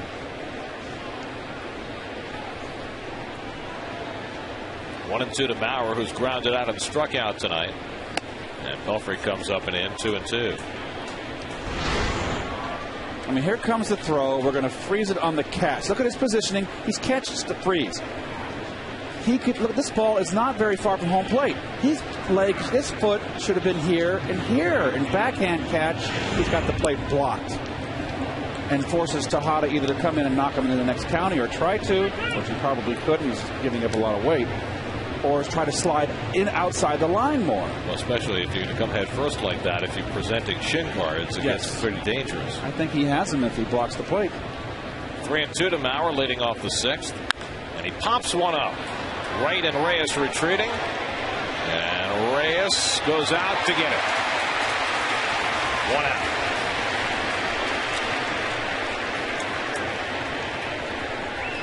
So Mauer retired for the third time tonight. Nice play by Reyes, showing a lot of range on the pop-up. Well, Jose is very good at going back for pop-ups. He's got it.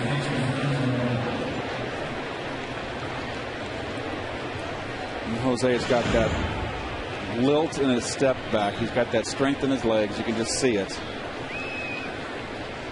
Here's Morneau, who came up with first and third and one out in the third inning and banged into a double play. 1 for 2 on the night. Been a bend but not break night so far for Pelfrey. He's given up 2 runs and 6 hits. Here's your Acela sixth inning recap. Denard Span's second pitch of the game hit a home run, but the Mets got 3 in the fourth, added a run in the fifth, and lead 4-2. Pulled foul. And it's 0-2 to Morneau. Michael Kadire on deck.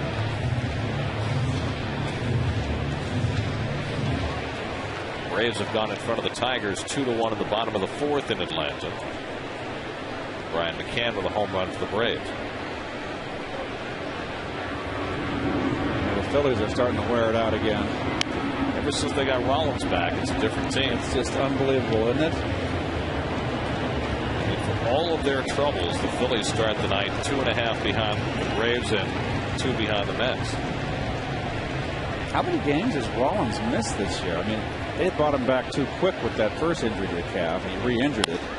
Hit the other way by Morneau, but foul.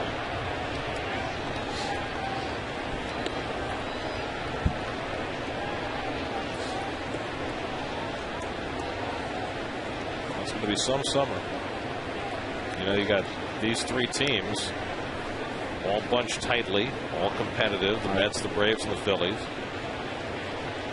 You got the Marlins, who may well have Bobby Valentine as their manager before long. That'll make them more entertaining. And you've got the Nationals with Strasburg. So every one of these teams has something compelling about it as we head toward the midpoint of the season. 2-2 to Morneau.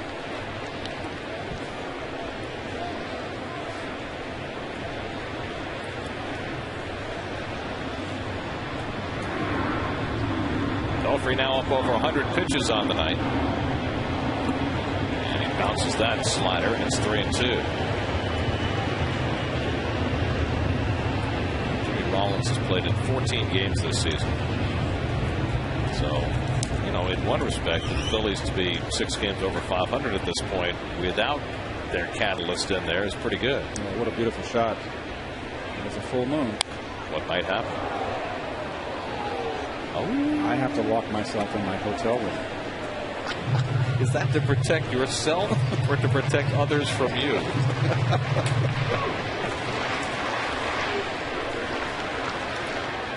Pelfrey with his 7th 3-2 count tonight. Driven to deep center field. Back goes Feliciano. He's got room. And Morneau retired. 2 outs. Let's check in with the studio. Chris Carlin standing by with the New York State Smokers Quit Line game break.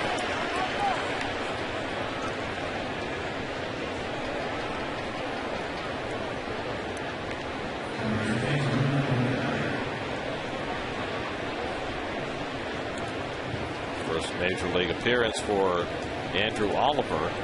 Tigers sent down Jay Spores, who we'll always remember for his major league debut. Here's Michael Kadire taking a strike. Kadire tonight is 0 for 2, fly to center, grounded to third.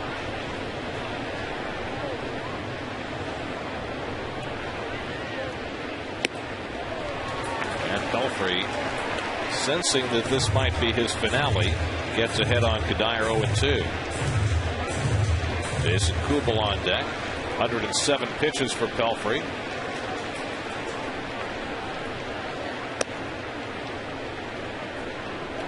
And looks like he's letting it all hang out. He's been unbeatable in the nighttime. 1-2. A little low. And it's 2-2 to Kadire. Last start was a daytime affair at Yankee Stadium. Didn't go so well. Fouled off the leg of Kadire.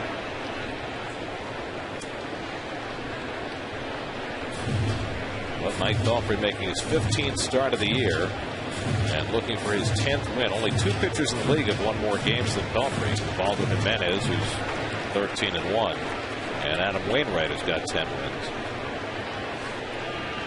Be a trip to the All-Star game pending for Mike, and Splitter in the dirt 3-2. He may have 2 more starts before the break. Yes, he will. What is the break? What a beautiful shot that is. Full house at Citi Field. 3-2 to Kadire. Fouled away. He's got more than 2 starts left. Today the 25th. He'll pitch Wednesday against the Marlins in Puerto Rico. Then he'll probably pitch the first game of the homestand against the Reds. He's got 3 more starts. And then 1 more against the Braves. He's got 3 more. You could have 13. 8th pitch of the at-bat to Kadire, and he fouls off another one. Now, Pelfrey's only downfall tonight has been all these long at-bats. Morneau had a 10-pitch at-bat in the first inning. Hudson a 10-pitch at-bat in the third. Now Kadire's about to see a 9th pitch, and that's why Pelfrey's pitch count is so elevated. He has not walked anybody, and he's struck out only 2. This is his 8th 3-2 count. Kadire keeps fouling him off. Michael Kadire, the leader of that southeastern Virginia contingent, Hampton Roads, Tidewater area, with David Wright and Ryan Zimmerman and the Upton brothers, Mark Reynolds. They're all from that neck of the woods. Most of the other guys were about the same age. Kadire a few years older. And he was having himself quite an at-bat. All those guys at one point or another seemed like they came up as third baseman. And Kadire's back there again. Meanwhile, Pelfrey trying to muscle his way through this at bat and put a bow on his outing. There's nobody up in the Mets bullpen, but if Kadire gets on, they might have to. This will be the 11th pitch of the at bat. And still going.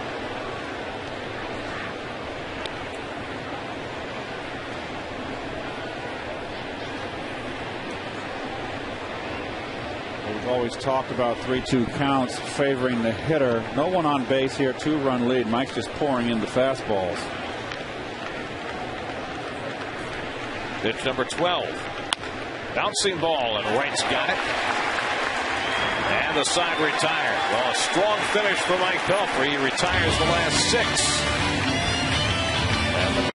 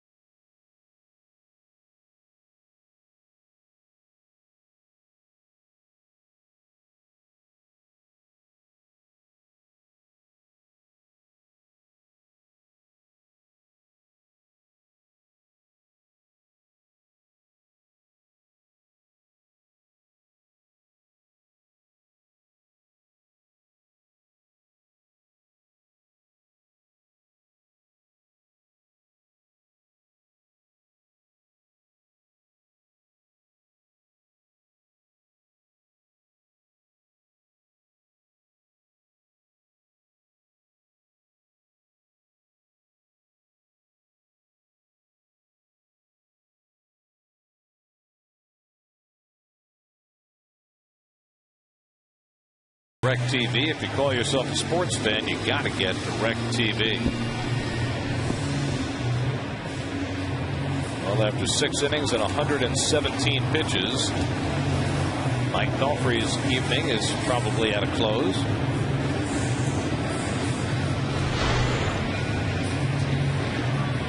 Jerry Manuel moments ago coming over and giving Mike a well-deserved handshake.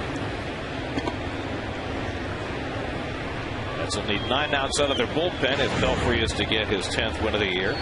Part of the batting order, David Wright leads off against Kevin Slowey and takes a strike. Wright had a big base hit in the 4th inning, doubling in the first Met run, and then scampering home to score after Davis singled when the ball got away.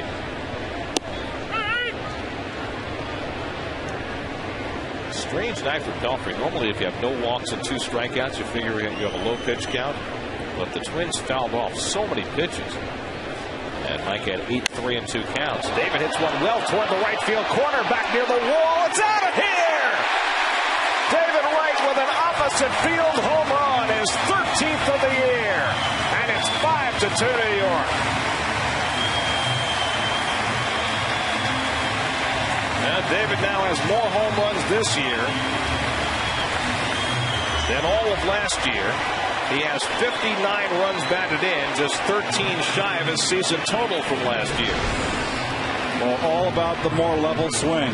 Look at that. Look at that top hand. That is beautiful. And that is why he has been hitting. I said he was pulling earlier, but that was a pitch with 2 strikes going the other way. I think that is the first time in this ballpark that David has hit a home run into that most inviting spot in the right field corner. Opening day was one of the first home run he hit, right? In that spot? In that corner? He hit in the corner down the line? I thought opening day he did. I remember the first home run hit here by Jody Garrett was hit. No. I think the opening day David hit right down the... This year? Yes. Okay. Yeah. Here's Ike Davis, 2-0 the count, and he takes a strike. I see what you're saying. You're saying this year was the first one hit down the right field line by a right-hand hitter. No, I didn't recall that David's opening day home run went into that corner. Yeah, it did. There's a strike, and it's 2-2. Well, it's all he got it away, but it's up. And Dave, look at that. Look how he leveled off of that top hand. That is beautiful swing right there. I really like what I'm seeing from David right now. It's like the old David. Davis gets under one. And Span, the center fielder, takes charge. 1 out.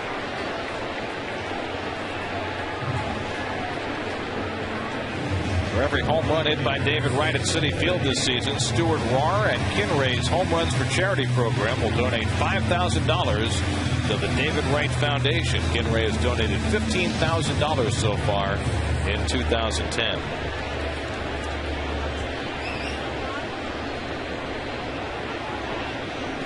Here's Jason Bay, who hit a long double to left center to drive in a run in the 4th.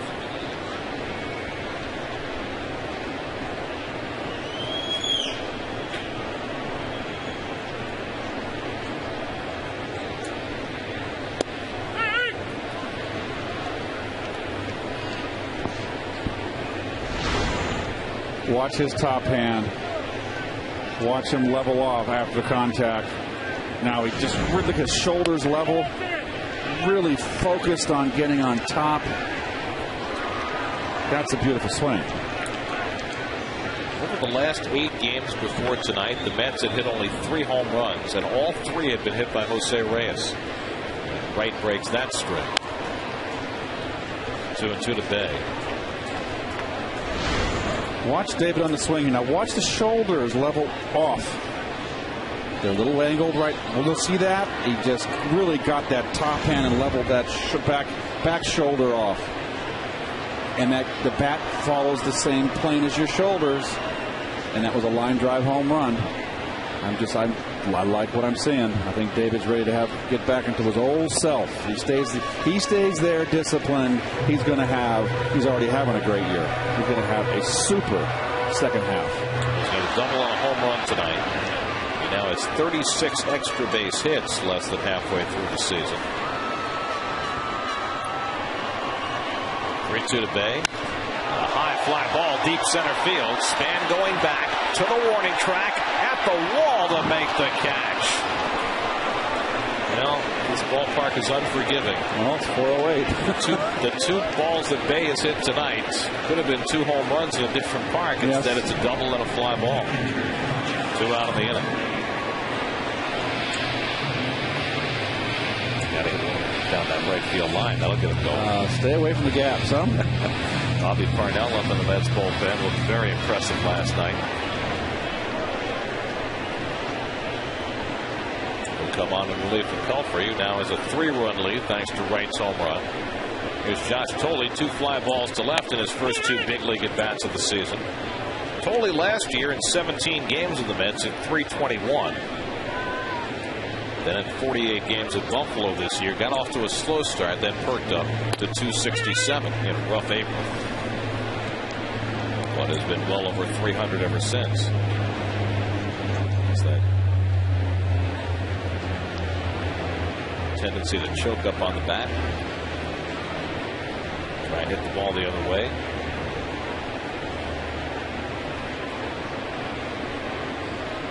And the curveball punched down.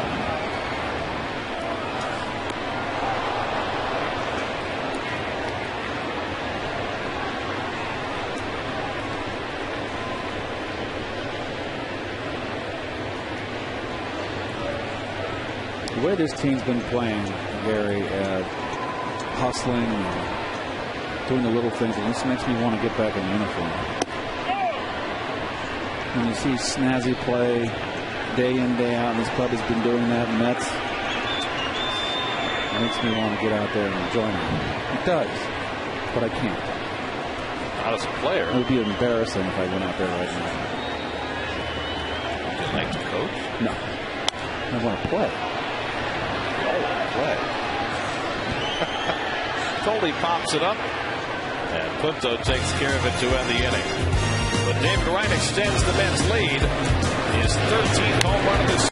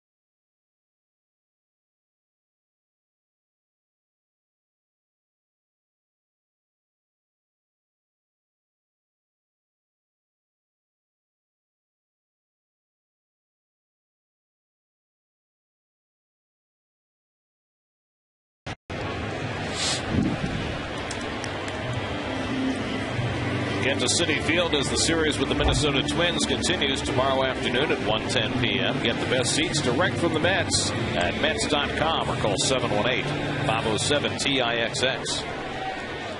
Bobby Parnell, who pitched a terrific inning last night, will come on again tonight. Well, you can see the strikeouts. He got 3 last night, and he looked very, very sharp. And the word is that he's good for 1 inning, and they're going to use him only for 1 inning. Jason Kubel leads off the 7th inning, left-hand batter, 1 for 2 on the night, and the fastball in for a strike. It'll be Kubel, then Delman Young, and Nick Punto for the Twins, who had a 1-0 lead for a while in this game. But the Mets have scored in each of the last 3 innings. David Wright with a double and a home run to drive in a pair, and it's 5-2 New York. The Mets took advantage in that 3-run fourth of 2 Minnesota Twin errors in that inning. Heads-up base running by David Wright.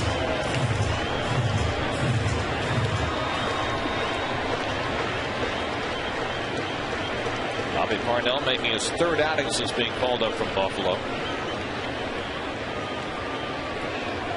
And Kubel holds the swing on the high fastball. 1-2.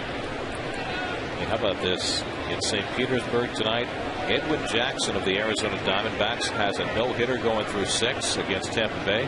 Leads 1-0. The only problem, he's walked 7. He's thrown 98 pitches through 6. He still hasn't given up a run. Right, but 7 walks in 6 innings working on a no-hitter. That's like A.J. Burnett threw a no-hitter against San Diego when he walked 9. Right. But I don't think Jackson's going to make it through the game. Well, 98 pitches through 6. Leave me in, Skip. Tampa Bay has that hitting lineup they got. They've been no hit a few times. They've been struggling lately. Slider by Parnell. 1-2 to Kubel.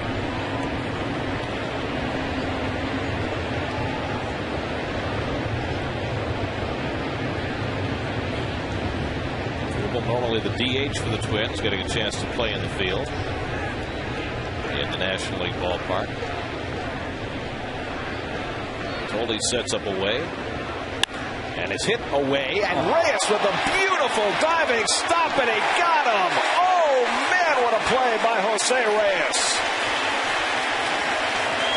He's showing off.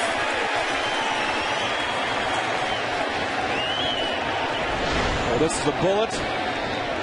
That's some good range right there. You see the 3 steps he had, and of course the strong arm. That is one heck of a play. Great agility. That'll get your pitcher very happy. Bobby Parnell doesn't get demonstrative too often. No. Delman Young takes ball 1. He's happy to be back in the big leagues. He wants to stay. Young is struck out and lined out to Tejada, who made a nice diving grab in the 4th. Now at 96 misses away, and it's 2-0. Nick Punto, the switch hitting shortstop, on deck. Each team with 6 hits. The Mets with a 3-run lead in the 7th. And that's a strike. 2-1. Pelfrey went 6 innings, allowed 2 runs, 6 hits, no walks, 2 strikeouts, a home run, 117 pitches. His ERA goes up just a tick from 2.69 to 2.71. Should keep him in the top 10 of the league. Grounded to right, who plays the second hop. And throws out Young, 2 away. So 2 out and nobody out. Let's check in with Kevin. We've seen David Wright pull a double. We've seen him go oppo on a home run, and we've seen him do a lot of that. Very good throws to first base. He's been terrific throwing the ball lately. And I asked him why. He said, well, I try to take away that little pro step, that little hop step that I do, because it's a waste. And honestly, I'm trying to make the perfect throw. And he credited Ike Davis, guys. Ike is so long over there and so good. It's a combination of things. But Keith, obviously you could talk about this, but the comfort level with Ike's long reach and his good hands over there. Now all of a sudden Davis doesn't think he has to make the perfect throw, and now all of a sudden all of his throws are right on the money. Nice little correlation. There's no question about that. That a good glove over at first base gives the added confidence to the infielders that they know they don't have to make the perfect throw, Kev, and they got a guy over there that can scoop it, has good footwork around the bag. It all works hand in hand. Hey guys, want to mention about Wright too. He does so much with his David Wright Foundation. He's having the 4th annual Go All In for Kids at Bridgewater's in South Street Seaport, like a casino night, food, drinks, benefits the Ronald McDonald House in Manhattan and other children's charities as well. DavidWrightFoundation.com.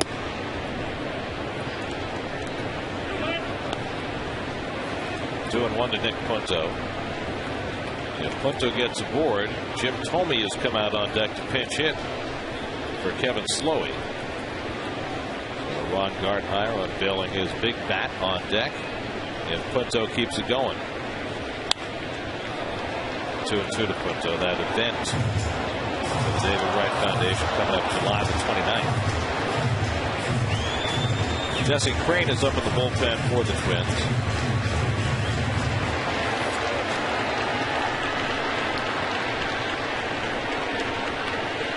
There's Jim. 30 shy of 600 home runs. 11th on the all-time list with 570. 2-2. Fouled away, and Punto hangs in there. Tome's just a part-time player now, but Gardenhire's talking about playing him more. If they keep Kadire at third, they can DH Thome, keep Kubel in right field. 39 years old. What a career he's had. One of the all-time nice guys in the game. Absolutely.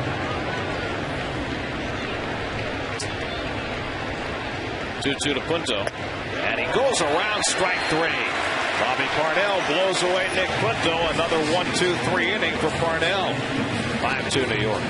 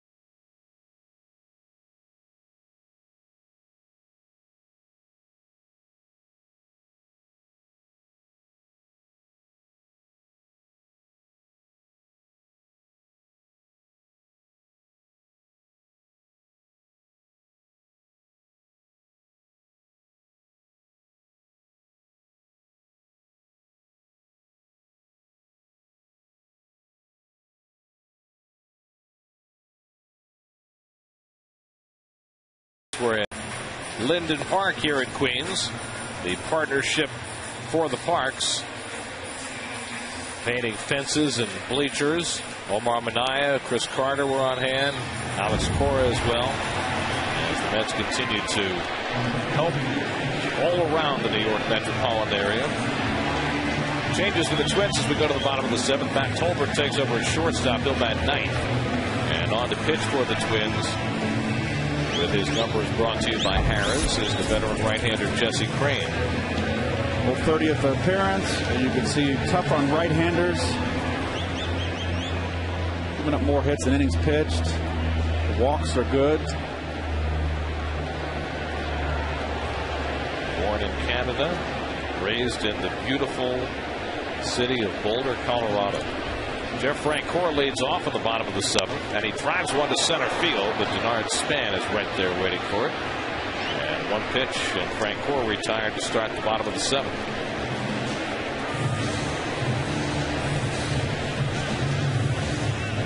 Now Ruben Tejada. Tejada's hit the ball hard twice tonight, lined out to short in the 3rd, and then in a monster off the fence in left center. Would have been a home run in most ballparks, and Ruben is looking for his first big league home run, but he settled for a double and came around to score the 4th New York run.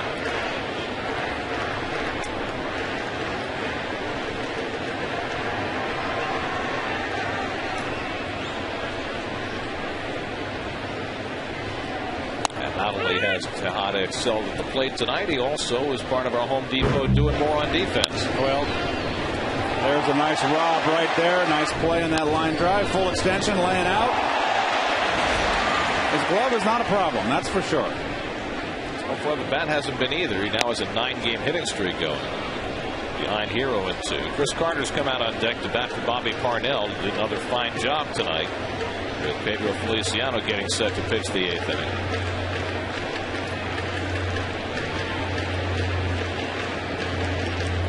Jesse Crain first came up with the Twins in 2004, second-round pick out of the University of Houston.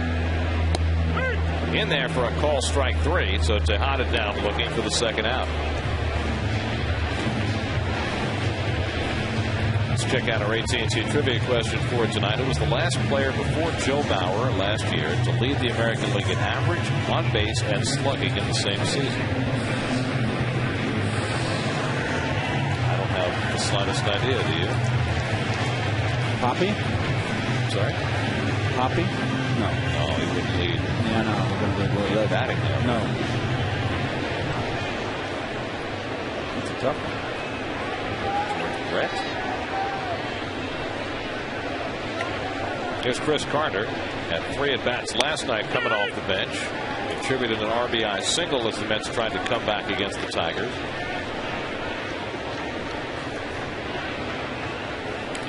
Carter hitting at 236, but 357 in this ballpark. Floats one out to shallow left field, and over goes Young. And that ends the inning. Good inning for Jesse Crain as he sets the Mets down 1-2-3. On to the 8th we go. Feliciano coming out of the bullpen to try and protect a 5-2 lead.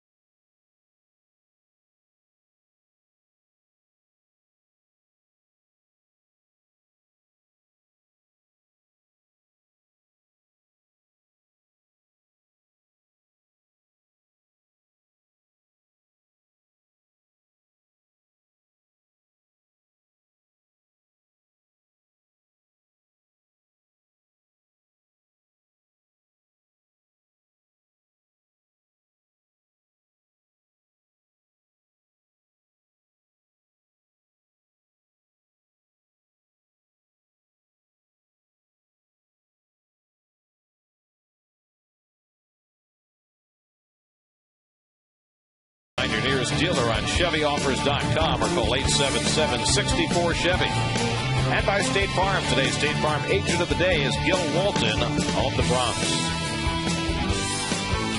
The Tomorrow at noon, Reyes Bay and Frank Horace show off their new signature jersey designs, plus get a complete recap of the Subway Series and the Mets Interleague slate on an all-new Mets Weekly presented by Flat Rate Moving tomorrow at noon only on SNY. New battery for the Mets as we go to the 8th inning. Henry Blanco comes on for defense. And perpetual Pedro Feliciano comes on for left-handed pitching. Well, Pedro, another awesome season. A little more hits than innings pitched, unusual for Pedro. Walks are up, but you know the ERA is right there. He's been solid. And the responsibility level is up with Pedro now pitching to more right-handed batters, working as the primary setup man now for Frankie Rodriguez. Matt Tolbert up for the first time. Came on a double switch in the last inning. Tolbert out of the University of Mississippi, a switch hitter. Much better left-hand hitter than right. In fact, he's just 1 for 12 as a right-hand batter this year. Left-hand hitting Denard Span on deck, and then another switch hitter, Orlando Hudson, for Feliciano here in the 8th. Good changeup. He had Tolbert out in front, 1-2. And if you remember, folks, when Pedro first came up, he did not have that changeup, and that was a pitch that he worked on. And he didn't throw over the top. I mean, out from the side. I mean, he's made several adjustments. Really until he went to Japan and came back that he dropped down this way. And he just turned into one of the finest left-handed relief pitchers in the game. And most critical is he gets lefties out. And gets righties out as well as he gets Tolbert to go around. That's 10 straight Twins who have been retired as Feliciano fans the first man to face him.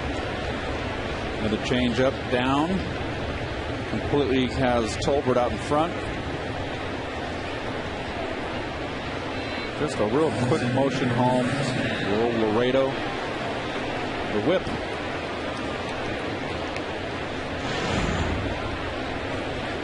So 1 out now. Denard Span, who's had a big night for the Twins, led off the game with a home run.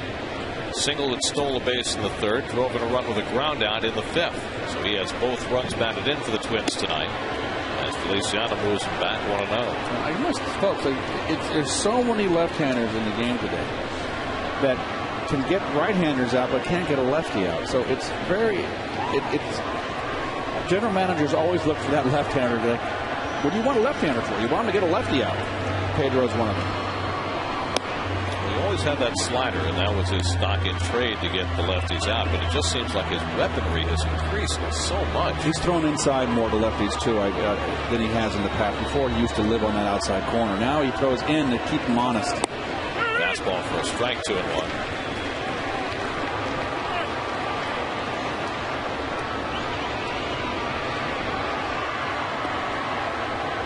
Look at, watch his fingers. Yeah, you never want to squeeze. Oh, yeah, that's a little extreme, but you never want to squeeze a bat, you kids out there. You choke the bat and squeeze that bat. You lose all your power, you lock your wrists up, tightens everything up. It's not quite Lenny Dykstra fiddling his fingers on the bat. I understand. Yes, I remember it well.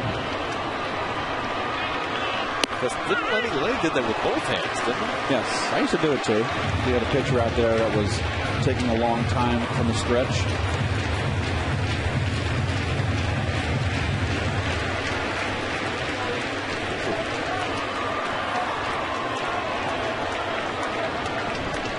To Span with Hudson on deck. And it's on the outside corner, strike 3 call. Back-to-back strikeouts for Feliciano to start the 8th. Well, here's the big sweeping sidearm curve, and that's too close to take. Let's check in with the studio. Chris Carlin and a New York State Smokers Quit Line game break.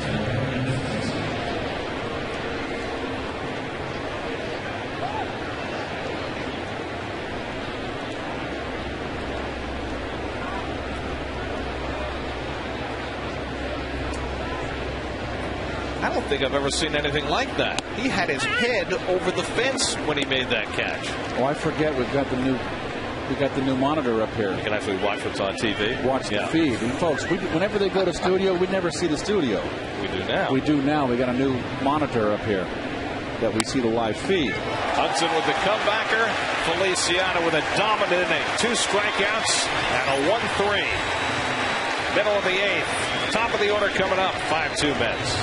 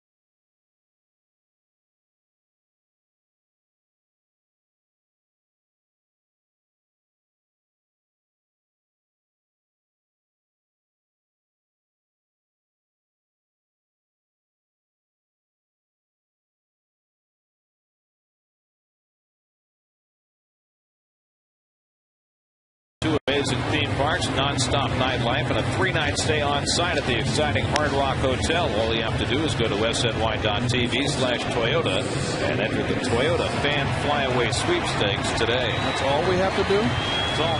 Here's the Mets' upcoming schedule. Remember, all Mets games on SNY are available in HD, presented by IOTV. If you're not near a TV, listen to every Mets game on Sports Radio 66 WFAN. Tomorrow we're on picks. Johan Santana faces his old team for the first time against Carl Pavano back on SNY on Sunday for the final game of the homestand before the Mets go to Puerto Rico to play the Marlins and then to D.C. for 4, including perhaps 1 against Steven Strasburg.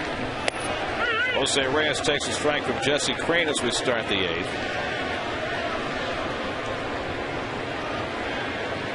Another productive night for Reyes. 1 for 2. A run scored. A sacrifice fly to drive in a run. Good off speed or a good fastball there by Crain, and it's 0-2.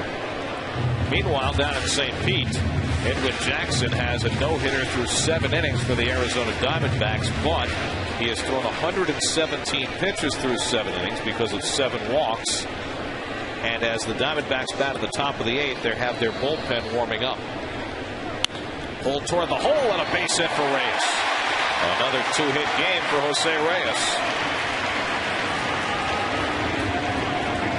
And the Mets set about trying to get some insurance in the 8th. Well, he stayed on top of that fastball. And that's the key to Jose. When he's not hitting, he's hitting the ball in the air, he's getting under it. When he's on his game, he's hitting line drives. So now Feliciano, who's already sacrificed once in this game, you have to figure he'll be sacrificing here to try and build a new run. K-Rod getting ready for his assignment in the 9th inning.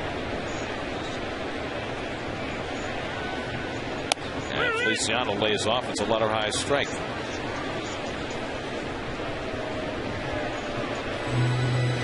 Aerial coverage brought to you tonight by DirecTV. If you call yourself a sports fan, you gotta get DirecTV. Also out of town tonight in Philadelphia, a Toronto home game. Roy Halladay is shutting out his old mates through 7 innings. Halladay going for his 9th. The Phillies are up 9-0 in the 8th.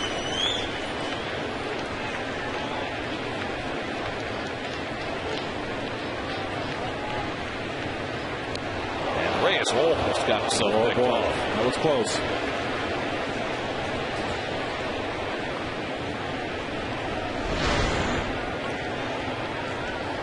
That was a great move. You see that? Got been out.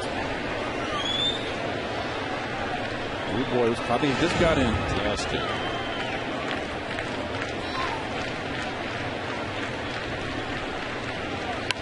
Jesus Feliciano gets the bunt down. 1-4 on the sacrifice, moving Reyes to second. Second sacrifice of the night for Feliciano. Now, I don't have a problem with that sacrifice. Didn't think he would. So now David Wright, who's already driven in 2 runs tonight with a double and an opposite field home run, gets a big hand. David now with 13 home runs and 59 runs batted in. That leads the National League. He won't get to swing the bat here. They will intentionally walk him, bring up the left-hand hitter, and in all probability bring a left-hander into the game to face Ike Davis. Well, I would want no part of David right now the way he's working. And Twinkies have 3 left-handers in that bullpen. One of them, Edwin Harris, is just returning tonight from a week on the sidelines. He's probably their best left-handed specialist. And Harris has been away on the bereavement list because of the family issue. He was supposed to land at 5 o'clock tonight at Kennedy and come to the ballpark. So he might be here by now, given the Van Wyck on a Friday night. But it's Ron Mayhay, the veteran, who's up in the Twins bullpen. Well, Edwin Jackson has started the 8th inning for the Diamondbacks. Working on a no-hitter. He just got Evan Longoria to fly out. So he's through 7 1/3. Ron Gardenhire is going to bring in the lefty to face Ike Davis with 2 on and 1 out. And the Mets trying to build on a 5-2 lead in the bottom of the 8th. So Crane exits. Mayhay coming in. This call to the bullpen is brought to you by Lincoln Mercury.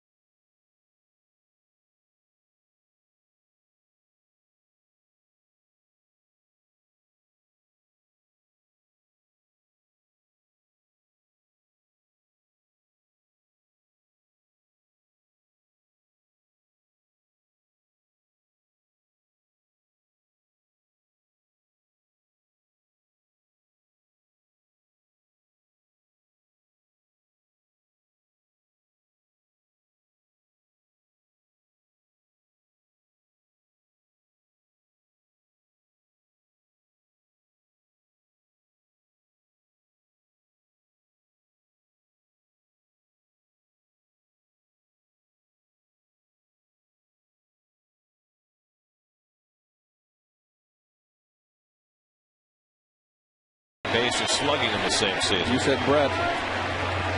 Ha! What a call. The year he had 390. That's the closest anybody's come since Ted Williams to hitting 400. You know how hard it is to hit 390? I mean, that is just red hot. What did Tony Gwynn do? He did 388 one year. Awesome. Ron Mayhay will turn 39 in a few days. Well-traveled left-hander getting set to face Syke Davis. Mayhay, first year in the big leagues, was way back in '97 with the Bo Sox.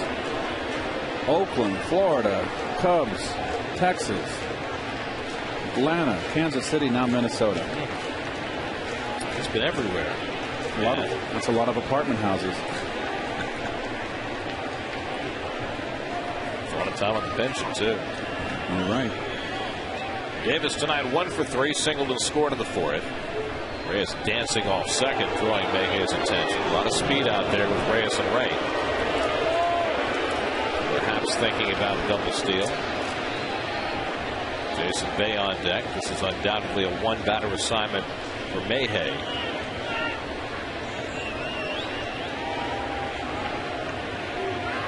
And running to the bag is Tolbert, but Reyes wasn't all that far off. In St. Petersburg, Carlos Pena just reached first on an error with 1 out in the 8th inning. 127 pitches for Edwin Jackson through 7 1/3. There's no way he's going to be able to finish that game, you know, right? He'd have to throw over 140. Reyes and Wright run. It's inside. The throw goes to second, and Wright is tagged out. How about that? Smart play by Joe Mauer, and he threw a laser beam down to second base. That's Minnesota Twins heads up right there. Because David's thinking the throw is going to go to third. He has to wait for Reyes to go. They probably have a sign, but David's going to be a little slower on the break. Heads up. Just beautiful. Beautiful baseball. That pitch inside carrying Mauer that way also. It was really the only throw he had.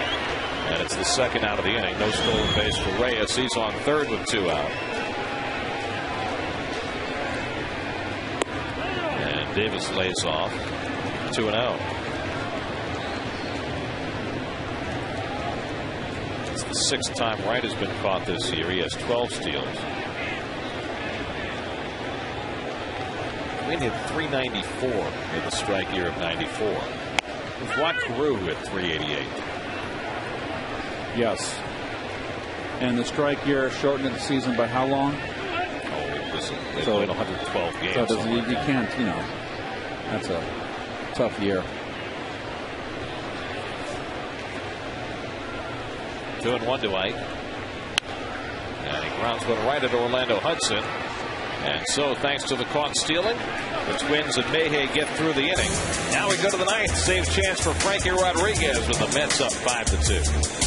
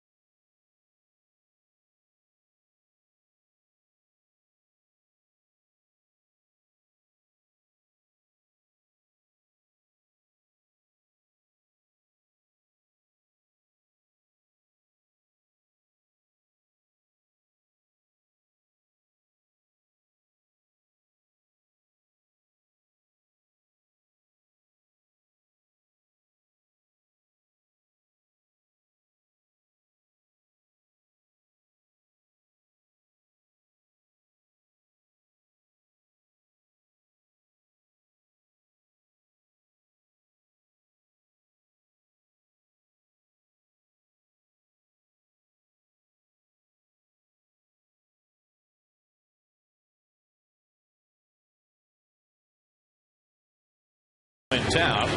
Carlos Beltran's second rehab game. Johans facing his old team tomorrow, and World Cup conversation all on Geico Sports Night tonight after the postgame and at 1 a.m. right here on SNY. Frankie Rodriguez on to bid for his 17th save. That bullpen has been terrific again tonight. Parnell and Feliciano each with a hitless inning. 12 straight Twins have been retired as Joe Mauer leads off the ninth. And he takes a strike. Mauer's got 0 for 3 tonight. Grounded out, struck out, popped up.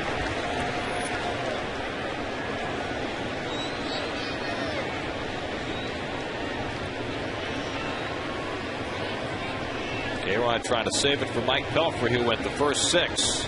Trying to get Pelfrey his 10th win of the year. And it's taken down. 1-1 to Mauer with Morneau and Kadire to follow for the Twins. No easy road here in the ninth inning. There's been just one Minnesota base runner since the 3rd inning. Nick Punto led off the 5th with a double, came around to score. 17 of the last 18 Twins have been retired.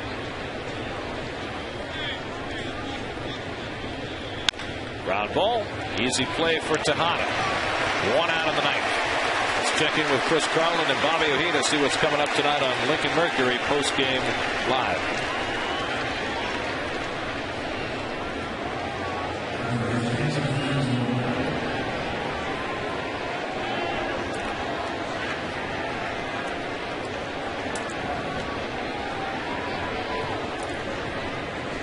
Here's Justin Morneau, 1 for 3, single to center back in the first inning.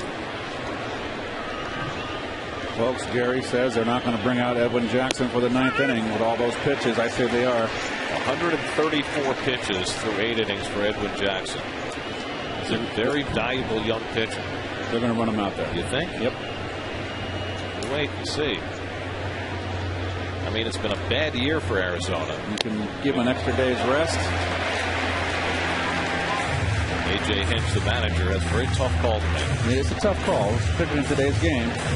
It's also, remember, a 1-0 game there. Yep. That'd be a somewhat different story if the Diamondbacks get some more runs in the top of the ninth. 0-2 to Morneau. Up and in. Frankie throwing more fastballs lately with good results. Frankie likes to strike everybody out. Oh, and I almost got a clamp in my hamstring. Wow. Don't need any injuries. And a broken bat flare that'll fall for a hit. Well, that's how you hit 350. Yeah. In one of those a night. Well, Reyes has had 2 the last 2 games. And you're hot, you're hot. He's way off the plate, isn't he? That ball's outside around 3 inches.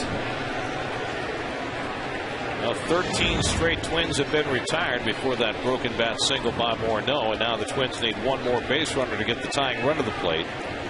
The Dyer is 0 for 3 tonight, flying to center, twice grounded out to David Wright at third. And takes the fastball off the plate for ball 1. We're in the 7th in Atlanta now, with the Twins leading the Braves leading the Tigers 2-1. That's a half game behind Atlanta starting the night. The Twins a half game in front of Detroit. Well, the Braves are 1-1. The Braves are just a different team at home. They are just murder at home. Jason Kubel on deck.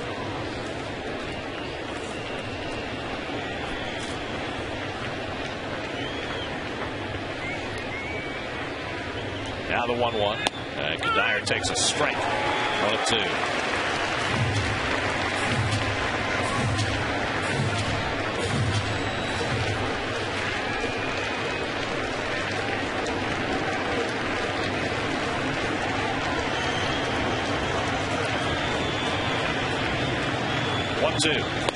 Off the corner, and it's 2-2 to Kadire.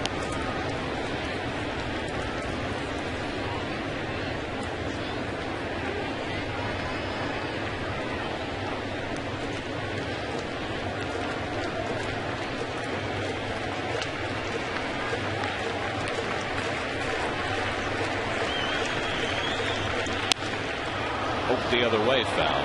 By the way, in that no-hit bid in St. Pete tonight, in the bottom of the 8th, Carl Crawford was pinch running. He didn't start tonight. He was at first base with 2 out, and he got caught stealing to end that bottom of the 8th. Oh, a nice gift out. That helps. Well, again, it's a 1-0 game. It made sense in terms of the Rays trying to come back and win that game. Forget about getting no hit.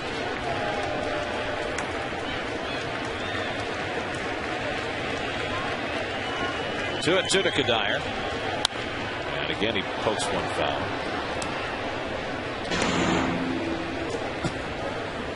Sunday, the final game of this series will be back on SNY. Jonathan Neese goes after his 5th win. Scott Baker pitches for the Twins. 12:30 the coverage for Subway pregame live Sunday right here on SNY. Tomorrow will be on Pix 11. Johan Santana facing his old team for the first time. 2-2. Going away and a full count to Kadire. And there are the Mercedes probables for the rest of the series. Carl Pavano will be on the mound for the Twins. That's had plenty of history with Pavano from his days with the Expos and the Marlins. Pavano had a good year last year. What a resurgence. This is a big pitch coming up for K-Rod. You've got a power hitter on deck at Jason Kubel. And now the trainer, Ray Ramirez, is coming out along with Jerry Manuel to see whether there's something wrong with Frankie Rodriguez.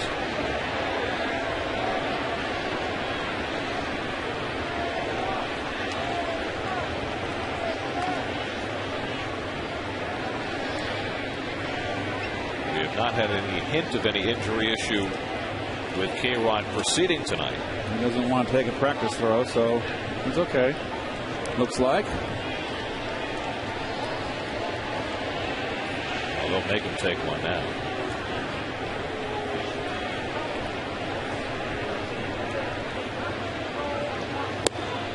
He's got such a violent delivery.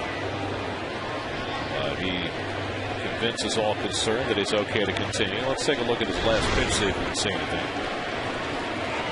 But he fell off awkwardly. Which is not all that unusual for Frank. We've seen him do it before. Well, again, a big pitch coming up, because if Kadire gets on, then Kubel, a power hitter, comes to the plate as the tying run.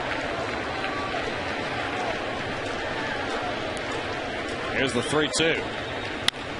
Back toward the middle. Tejada gets a piece of it. Can't get it over to Reyes in time. And there are 2 men on. And the Twins will get the tying run to bat. Nice effort by Tejada. Great effort by Tejada. He knocks it down. I watch him try to shovel it over. Very nice. Get a little hair under that. Yeah, that was a nice little ad lib there. Just couldn't lift it with the glove to get it up for Reyes. So it's an infield hit for Kadire. And as we've said before, nail biting time. Drama is part of K-Rod's resume. So here's Kubel, who was robbed of a hit by Reyes his last time up, and he takes a rip, 0-1. I'll say 9 home runs this year. Excuse me, Gary, I'm going to step on you there. When Frankie gets in trouble, I will say one thing: he elevates his game. He does respond to the challenge. Let's not forget, it was Morno's was a blooper to left field. So a bloop hit and an infield hit, putting 2 men on. But I think what was more troubling about the last at bat is that he was ahead on Kadire and then got to a full count, put himself into a corner. Delman Young on deck. 5-2 New York, 9th inning. Phone call for you. Slow ground ball. Avon calling. They will.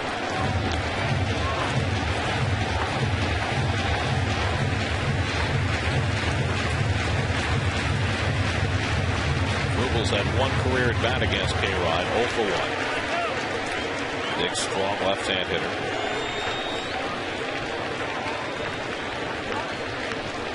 Frankie ahead 1-2.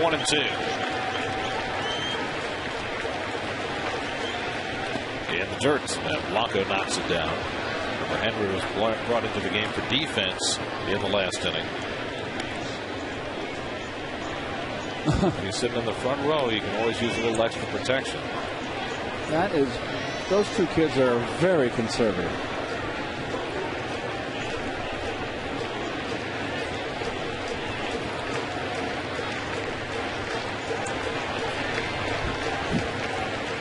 Two to Kubel. He struck him out. 2 down in the 9th. Well, he pulls the string here. Just a beautiful pitch.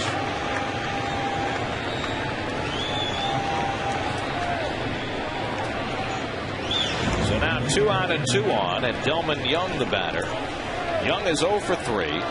He's got 8 home runs this season. 0 for 2 in his career against K-Rod. 2 out and 2 on. And Young takes the breaking ball away. The pitcher's spot is due up next. If Young can keep it going, Jim Thome and his 570 home runs are out on deck. 1-0. Now back. 1-1 to Young. Mike Pelfrey went 6, in line for his 10th win. Bobby Parnell a perfect 7th. Pedro Feliciano a perfect 8th. K-Rod has given up a couple of soft hits here in the 9th.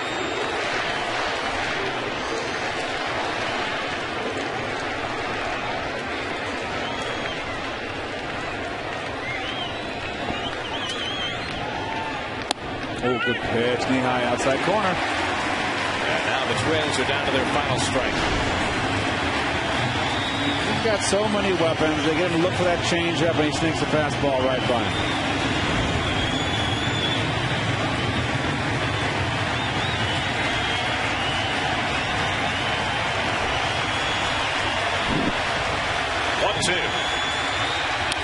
Ground ball. David Wright charging.